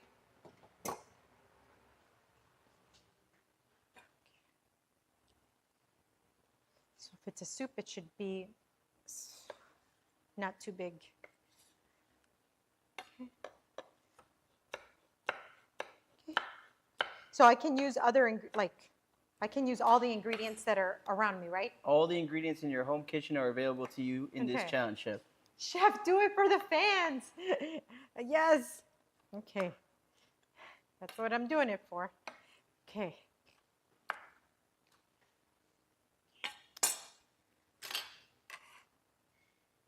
Okay, so let's try.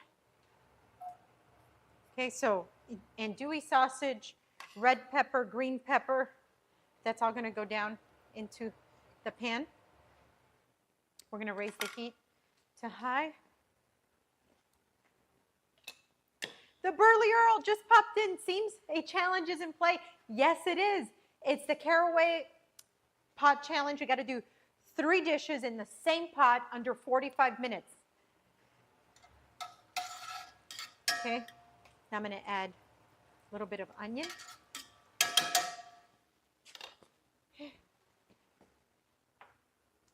Let's get some chicken stock going. We'll need that for after as well.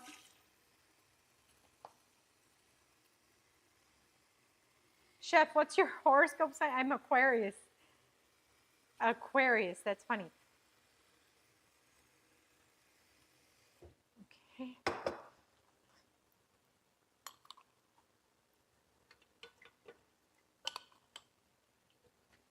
Okay.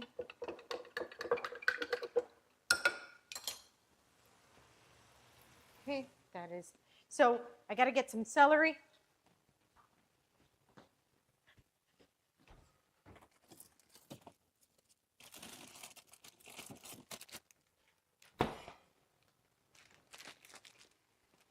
So when we think of Cajun cuisine or food that's like from New Orleans, where andouille sausage is from, or pretty much where any type of Creole cuisine, you think of what they call the Trinity, which is like mirepoix in French, which is carrots, celery, and onion. That's the base of all. Is the base of all like French cooking. But when you're doing Creole food, you use the Trinity, which is celery, peppers, onions. Now you can add to that, you could add carrots and all that, but the addition of bell peppers is what makes it Creole or Cajun.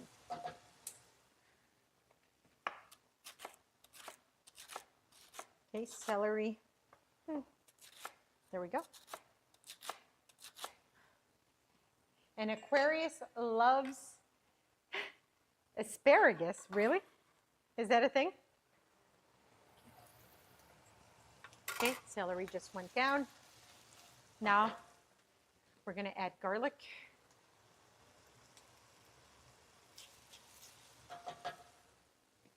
Beautiful. And then salt and pepper.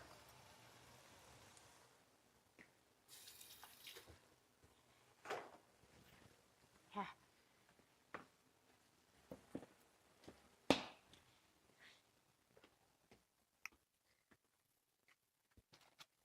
Slurry.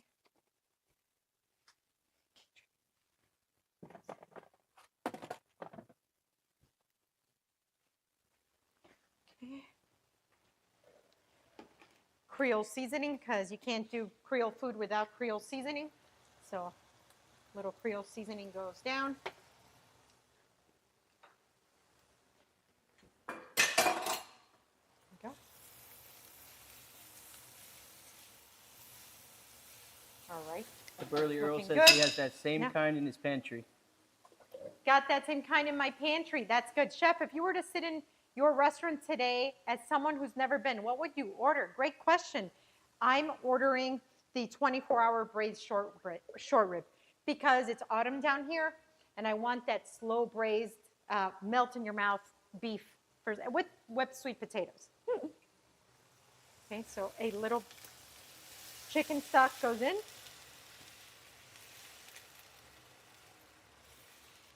Okay, now I'm going to make myself a slurry to thicken up my soup just a tad. Nothing crazy. So slurry is cornstarch with water, equal parts. We mix that up, and that goes in.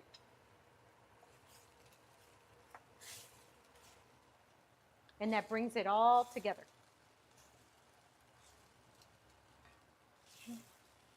We'll let that work for a second. I'm going to add a little bit of thyme. That's good. A bay leaf. Bay leaves, where are you? Here we go.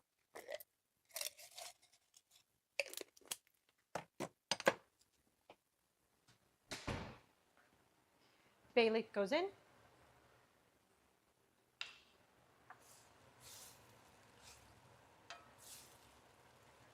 Let's give that a taste. Wondering if that's Canouche sausage. It's andouille sausage. Okay, let's give that a taste. Yeah, that's great. Okay, let me get a bowl. Oh, nice and spicy. Oh, yeah.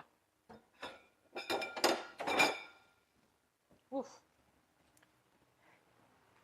Next. They're going to get me. They're going to get me on this one. We've got 36 minutes.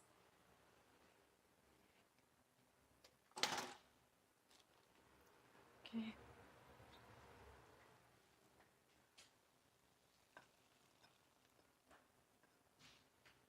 Next.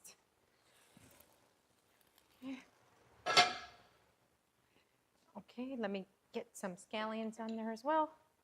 Okay, first dish. Dish number one complete. Dish number one. Okay, let me take this part out. Okay.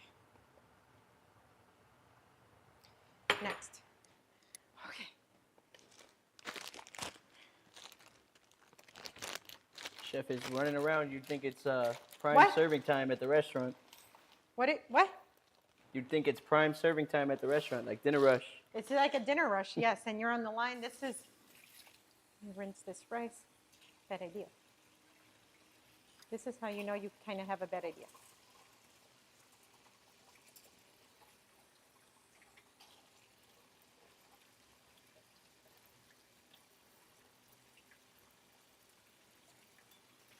Okay, I'm rinsing white rice here. I'm in the sink, so you can't really see me, but I'm rinsing it.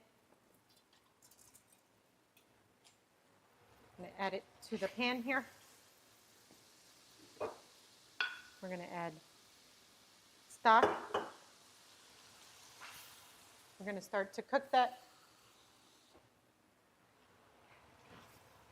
Okay. Stir, stir, stir. A little bit of oil. Oops. Stir it. Bring that to a boil. Then I'm going to add the rest of the stuff. Stir. Come on. Chef, what's going through your mind with this recipe? That I shouldn't have chosen to do rice. That's what I'm thinking. Come on. Come on. Yeah. Okay.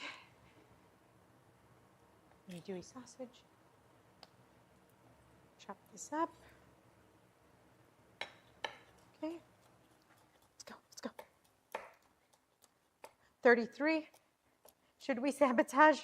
Chef, I think you guys sabotaged me already. Okay.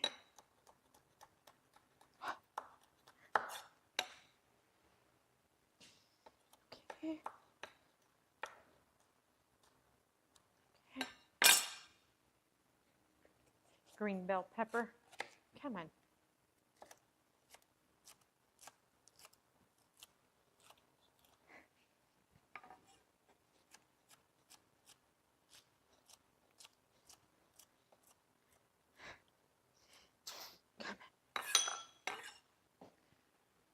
Pure knife skills. That's what they said when I was on Triple Threat on Food Network. They were like, look at those knife skills. Can't lose your knife skills. Even if you're not in culinary school, you gotta keep them nice and sharp. Okay, let's get this nice and small. Okay.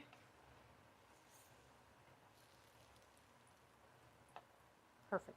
Now we're gonna lower this and cover. Lower and cover. Okay.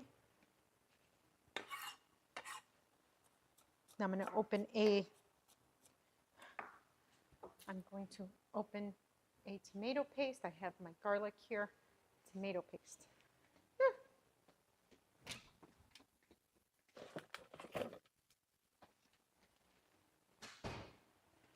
Open tomato paste. So you have a New Orleans inspired gumbo as your first dish. What are you thinking with this second dish? Where's the inspiration come from? The whole thread is New Orleans here. New Orleans? Yeah. Everything. Yes. Just because when you said one pot challenge, for some reason, I remembered I had andouille sausage in the fridge from making our ridiculously delicious cornbread and andouille sausage stuffing. So I'm like, you know what? Let's use that. The Burley Earl says Nolans. Nolans. That's how you Okay. pronounce it in a New Orleans accent. Nolans. Hey, you're right. People are like, New Orleans. New Orleans, Nolans. Okay, this is perfect. This is perfect. Yes, yes, and yes. Okay. Okay. It's working. It's working. Okay. 30 minutes. Ah, okay. Let's do for my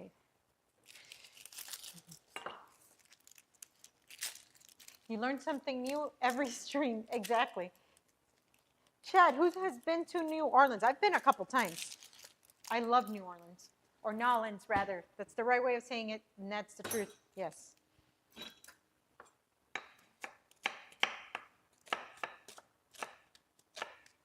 Raise his hand. Yes.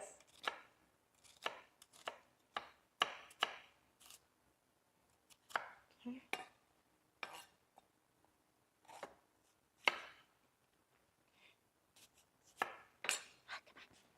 Okay. Now this one's going to be like this. Come on.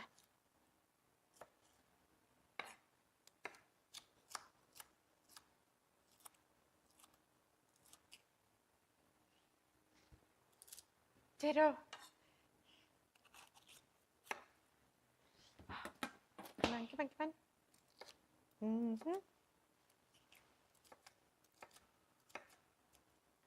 29 minutes. This is where you start to get actually really nervous. Okay. Then celery on this one.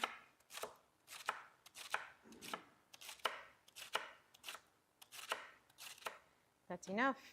Let's get this out. Okay. Let's slice this up. Chat. So onion 2 ways. Didn't she mince onions for sofrito? Oh, I love that word, sofrito. Yes, I did.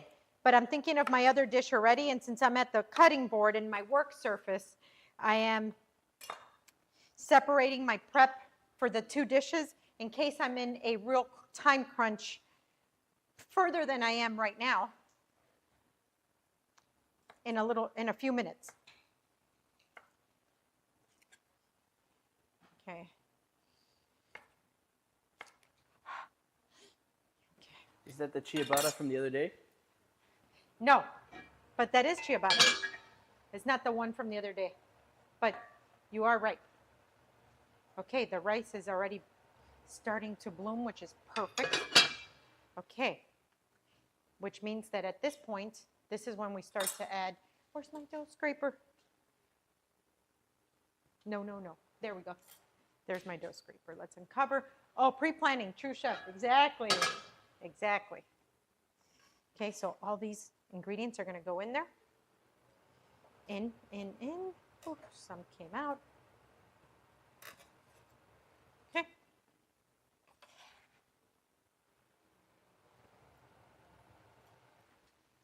Chef, don't forget to raid today. Yeah, we gotta raid somebody. Okay. So you see this? We are going to add, now we're gonna add garlic and the minced onion. Lots of onion in Cajun cuisine, Creole cuisine. Now we're gonna add the tomato paste, which I did open here.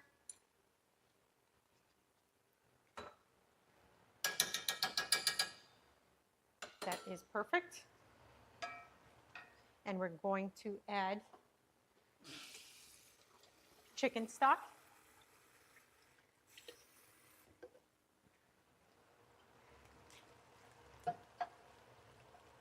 More chicken stock. Okay.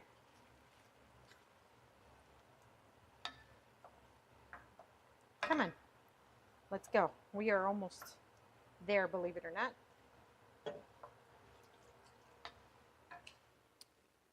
"26 minutes. God.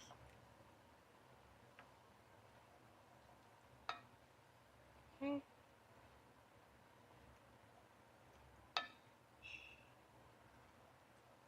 A little bit of that Cajun seasoning.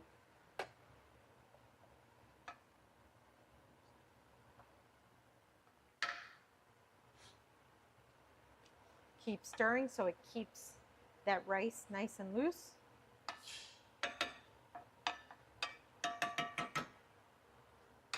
I'm gonna need a little more tomato.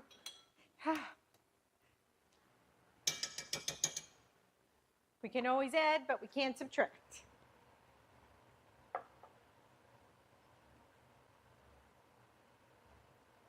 Come on. Yes, yes. Love.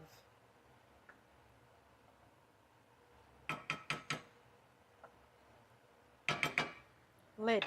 We'll check on that in a few minutes. Okay. Okay. Are you working on dish 3 now? What? Are you working on dish 3 yet? What do you? Yeah. Yeah, I know you're doing both at the same time. Yes, I am. That looks so savory. Is that like a heavy soup or something? You eat rice? You eat with rice like this? Oh, good. Yes. Perfect. Let's keep that warm. This is similar to like dirty rice or jambalaya and dewy sausage rice with the Holy Trinity, as they call it. So the Trinity is very similar to what in classic cooking is mirepoix. That mirepoix is carrots, celery, and onions, equal parts. In Cajun country or Creole, in Creole cuisine, they use bell peppers, celery, and onions. There we go. Okay. Come on. All right, so now I grilled up my ciabatta rolls. Okay, 24 minutes, and now I just got to wait here. Wait, and this is where technique really comes in. If we can pull this off, this is going to be ridiculous, outstanding. But this is where you got to time it correctly. 23 minutes. This is already where I'm too nervous. I like to be done with the challenges by now. You have in the past, but Caraway has upped the stakes today. Come on. Now. Okay. Let's go. Let's go. You get this.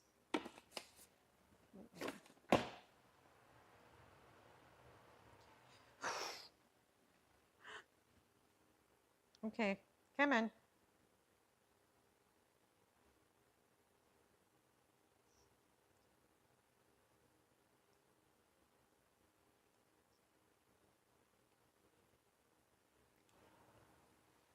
Just under 23 Okay. minutes, and so far, Chef has one plated dish.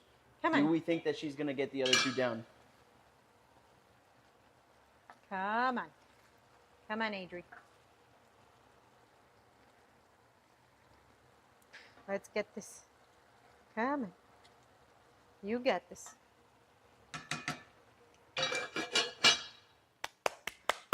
Come on. Okay. I said one pot, but not the same pot. Oh, they said one pot, but not the same pot. Loophole. Use the same pot, just a different one. I'm getting nervous for you, Chef. I'm getting nervous. I'm super nervous right now. This is not in my, I'm not in my comfort zone. I like to be done by now.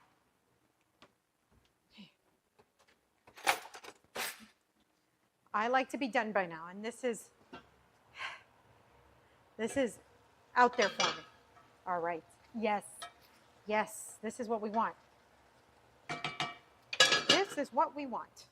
Okay. This gives me plenty of time theoretically. Theoretically, for how long it should take to fully bloom. Okay. Bay leaf goes in.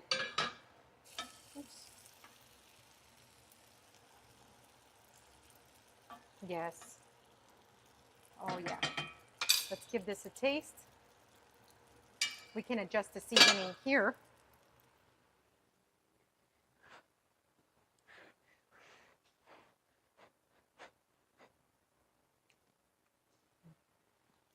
All right, we got this. We're seconds away from the rice being fully done. Oh, yeah. That is great. That is great. Every second counts, chef. Huh? Every second counts. Oh, yeah, it does. Woo. Okay, let me get some plates here to serve.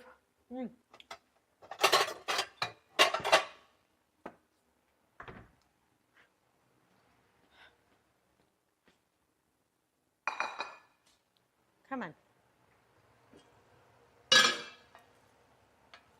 This is what we want. Somebody asked, is that spicy? It's zesty. Creole cuisine is zesty, but not spicy. We're not working with any type of like chili pepper or anything. The peppers in here are sweet bell peppers. But I could add my favorite hot sauce right now and then make this spicy. So if I was cooking just for me, I would totally make this spicy.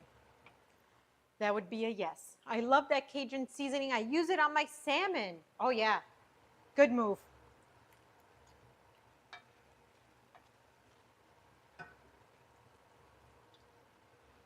Okay. Okay, we're, 19 minutes. Ah. There's big things on the line, chef. There's 5 subs in the community. Your community wants to go ad-free. Some of them don't have Amazon Prime. Okay. We are almost there. Come on.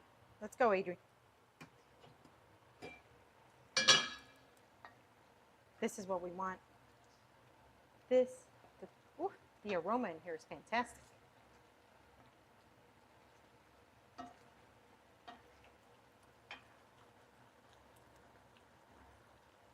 Yes.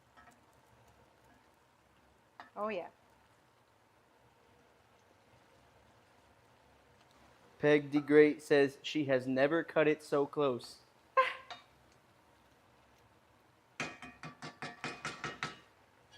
Okay. 18 minutes. Okay. 18 minutes. We're going to run this down for 1 more minute. 1 more minute, and this is going to be spectacular. Perfect. I'm going to dress this with some green onions. Okay. Then we just got to sizzle this up, and we're good to go. Okay.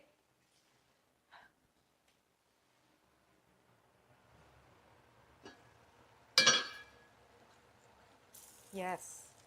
They always say that us chefs, we're just adrenaline junkies.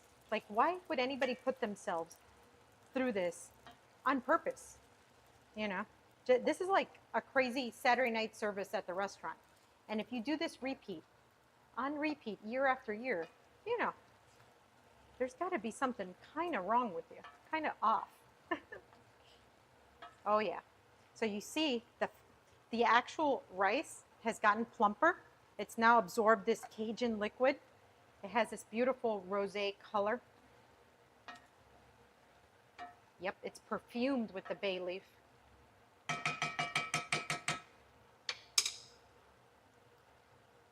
Oh, yes, yes, and yes. Okay, so now 17 minutes. Like I said, 17 minutes.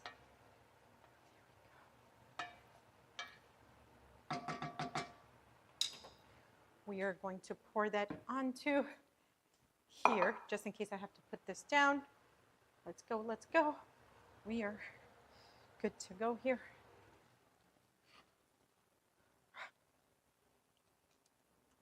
Oh, yes, yes, yes.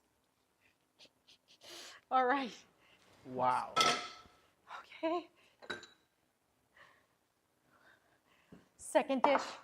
Second dish completed. 16:35 remaining. Come on. Guys, if you've made it this far, please, Come on. follow us. Send it to your friend because this is the closest Chef has ever been. She's got one dish remaining with just under 16:30 to play. Do you think she makes it? Write down in the chat right now. Okay, 16 minutes. We still got a second to go here.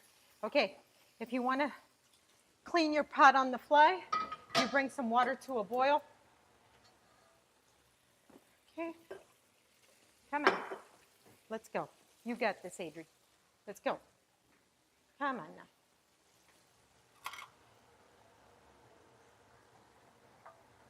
We're just going to scrape this edge as much as we can. I'll put some vinegar on here fast.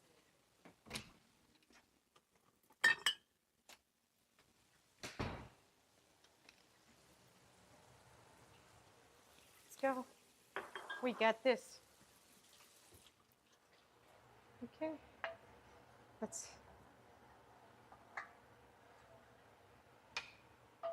We just want that rice to come off that bottom, and then we're good to go. Let's go.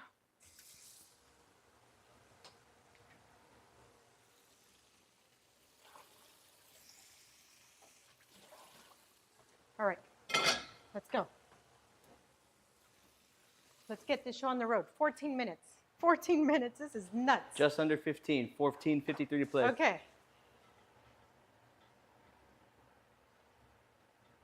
Let's get this pan as hot as possible.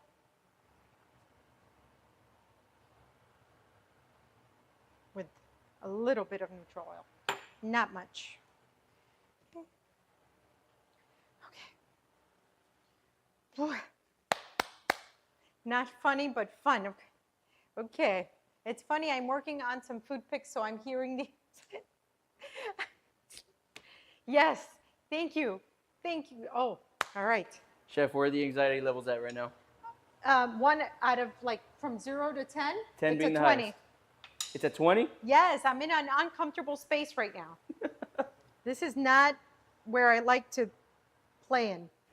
Some would say this is where magic happens. Like no pressure, no diamonds.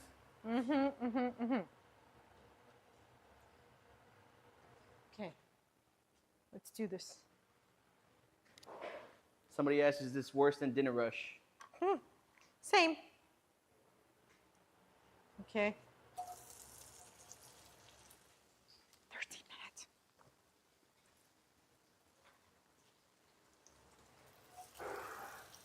Okay. Then Cajun seasoning. Let's go. Let's go.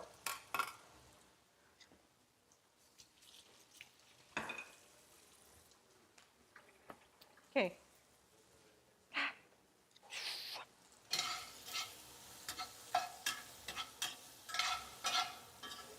What are we thinking with this final dish? I'm thinking we're really close here, okay?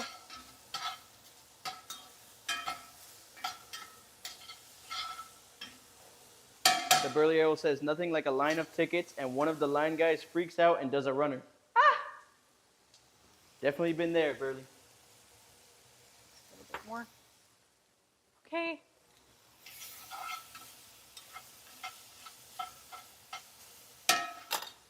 Okay, 12 minutes. 12:30 on the clock. Okay.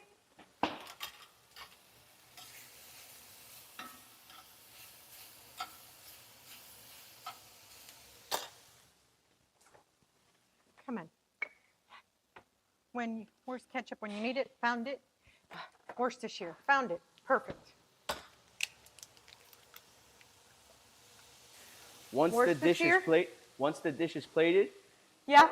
you're gonna put it right in front of the cutting board, hands up to signal that to end the clock. We might come down to the wire, folks.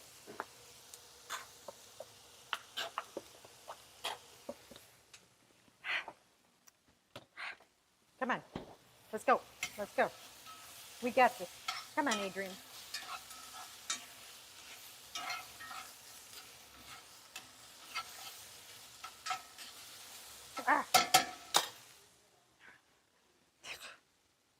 What'd you say? Once the dish is plated, you're going to place it in front of you next to the other one. And yes. hands up to signal the ending of the clock. Okay.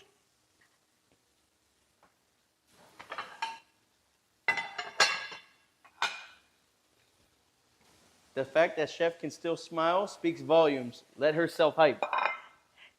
Thank you. Okay. So let's warm up this side.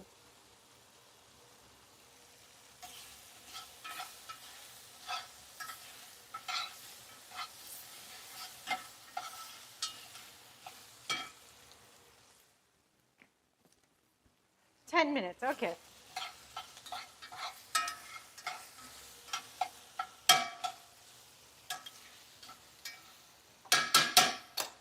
Can you guys smell how that ketchup hit? Yeah, With the- for those of you back home that don't know, this smells amazing in here. All the was- different flavors coming out of that one pot. It is getting real delicious in here. All right. Oh, yeah. Is that a follow? We got a new follower. Hey, thanks for following. Okay. Okay. Here we go. Under 10 minutes remaining now.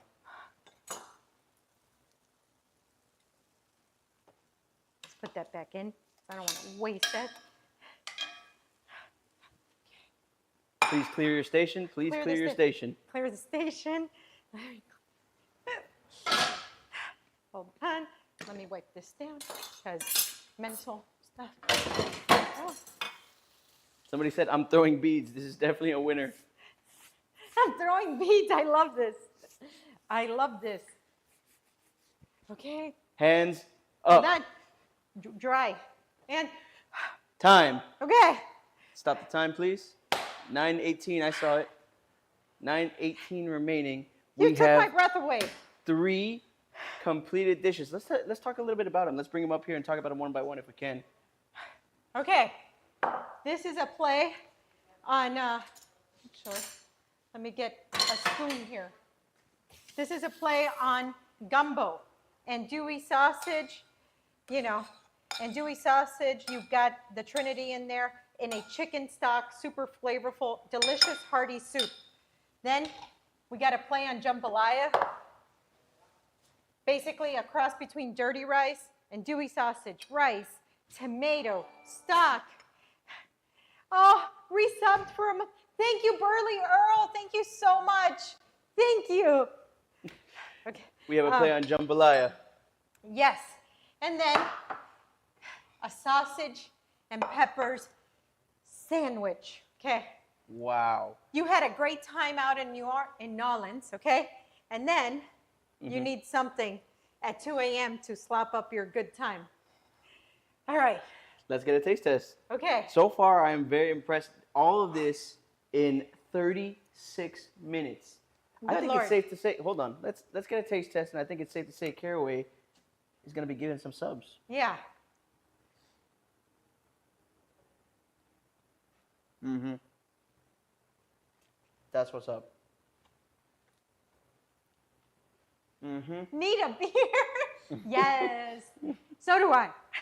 That sandwich, you got it right on the nose with, you're hungry at 2 a.m., you spent all night out, and you just want to reach for something that's going to hit right there with a lot of flavor. That's I'm it. going to that every single time. I might even go to that right after this stream is over. Jambalaya. Yes. Wow. This is one of the most impressive ones. This took you the most time. How were you feeling about this one the whole way through? I'm so out of breath. I'm excited. How were you feeling cooking this one? Nervous, anxiety level at 100, but when the rice when it all came together, I was like, ooh, this is a great feeling. It looks stunning, Chef. Let's Thank take a you. bite for the taste test. I'm going to use. Wow. Oh, it's still hot. It's so hot.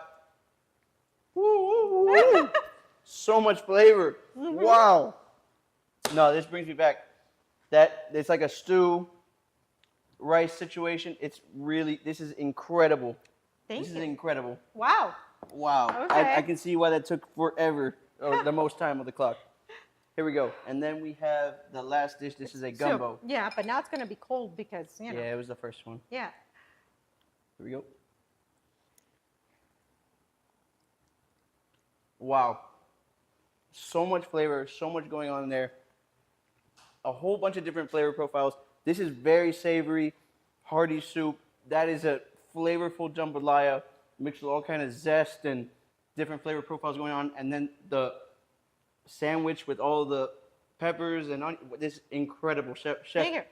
Round of Thank you. applause, guys. Round of applause for Thank Chef. you. Let's get all the dishes up here. Okay. Let's get all the dishes up here. Victoria, if you could be so kind as to take a thumbnail picture, because Woo. we are going to be giving I'm actually sweating. I can't believe this. I can't believe you did this to me. Chef Adrian for the win. That was incredible. You thought you could break me. They thought they could break me, and they came very close. Thank you, the Burly Earl. Thank you so much. No way I'm doing 3 in an hour. Yeah, you can. And you did it in 45. Thank you so much. Let's get a horizontal one as well, Victoria, please. Okay.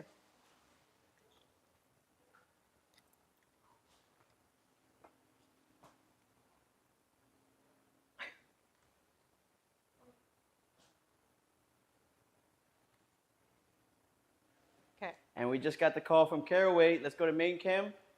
All right.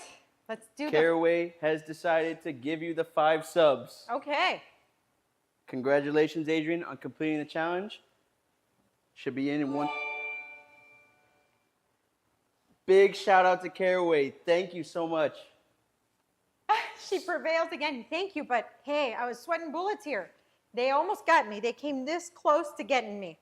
Oh, I got to Okay. try. I know this is going to be your lunch, but I'm going to try this because this smell, It was great. when the Worcestershire, that W sauce and the ketchup hit that hot pan. Hi, Mecca-kind. Welcome in. I'm just about to take a bite of the last creation in the Caraway One Pot Challenge. So, Mmm. Mmm. Wow. Yeah. All right, Chef, it's safe to say you completed this challenge. And why don't you tell everybody a little bit about Caraway while you're at it? Guys, I can't talk about Caraway enough. Ooh, I'd be dipping that in gumbo. Yes, smart move. Smart move. So a little bit about my friends at Caraway. They do beautiful cookware with non-toxic enamel. Your food will cook beautifully, you know, but you're not going to be imparting all those toxins that are bad for our health into our food. So now, during this time of year, they were gracious enough that if you use the link, you're going to get up to 20% off. Gift it to your friends, gift it to your family, gift it to yourself, okay? They have a beautiful array of colors. You know, I love, for this time of year, I love this orange color, but I think my next one's going to be like this mist one. They don't just do pots. They gifted us this awesome bar set. Again, non-toxic bar set as well. So check them out. And anyways, oh, filet de boeuf rosini of, oh, fancy. Speaking of the bar set, all that stress got you, I think you need a drink, Chef. You got me. I'm like, listen, I'm still sweating, but this does smell incredible. What the what? Yeah. Oh, this was my cocktail from when we started the stream like 3 hours ago. We did a sparkling festive margarita, cranberry juice, lime juice, tequila, finished it with some Prosecco, and I have here some cranberries, orange, and fresh cranberries, orange and rosemary. That was an ice cube once upon a time.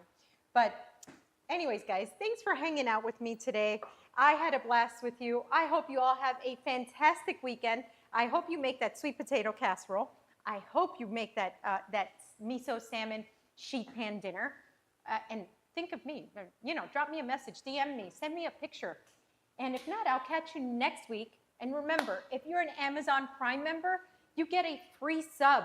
So I'll see you next time for more recipes, more deliciousness, more games, okay? And another incredibly fun challenge.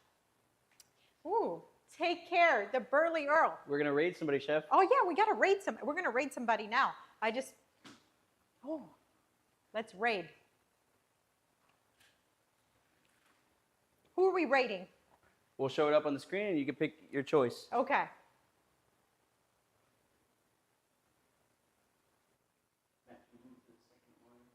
Okay, let's do food vids. I just saw 'em. Food vids.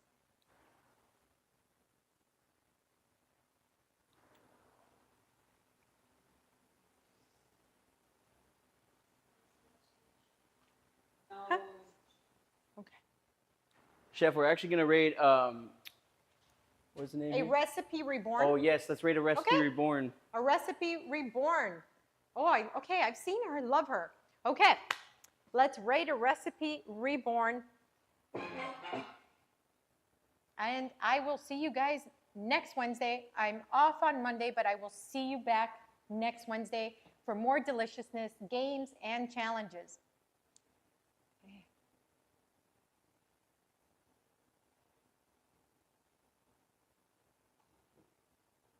Raid now. Let's go.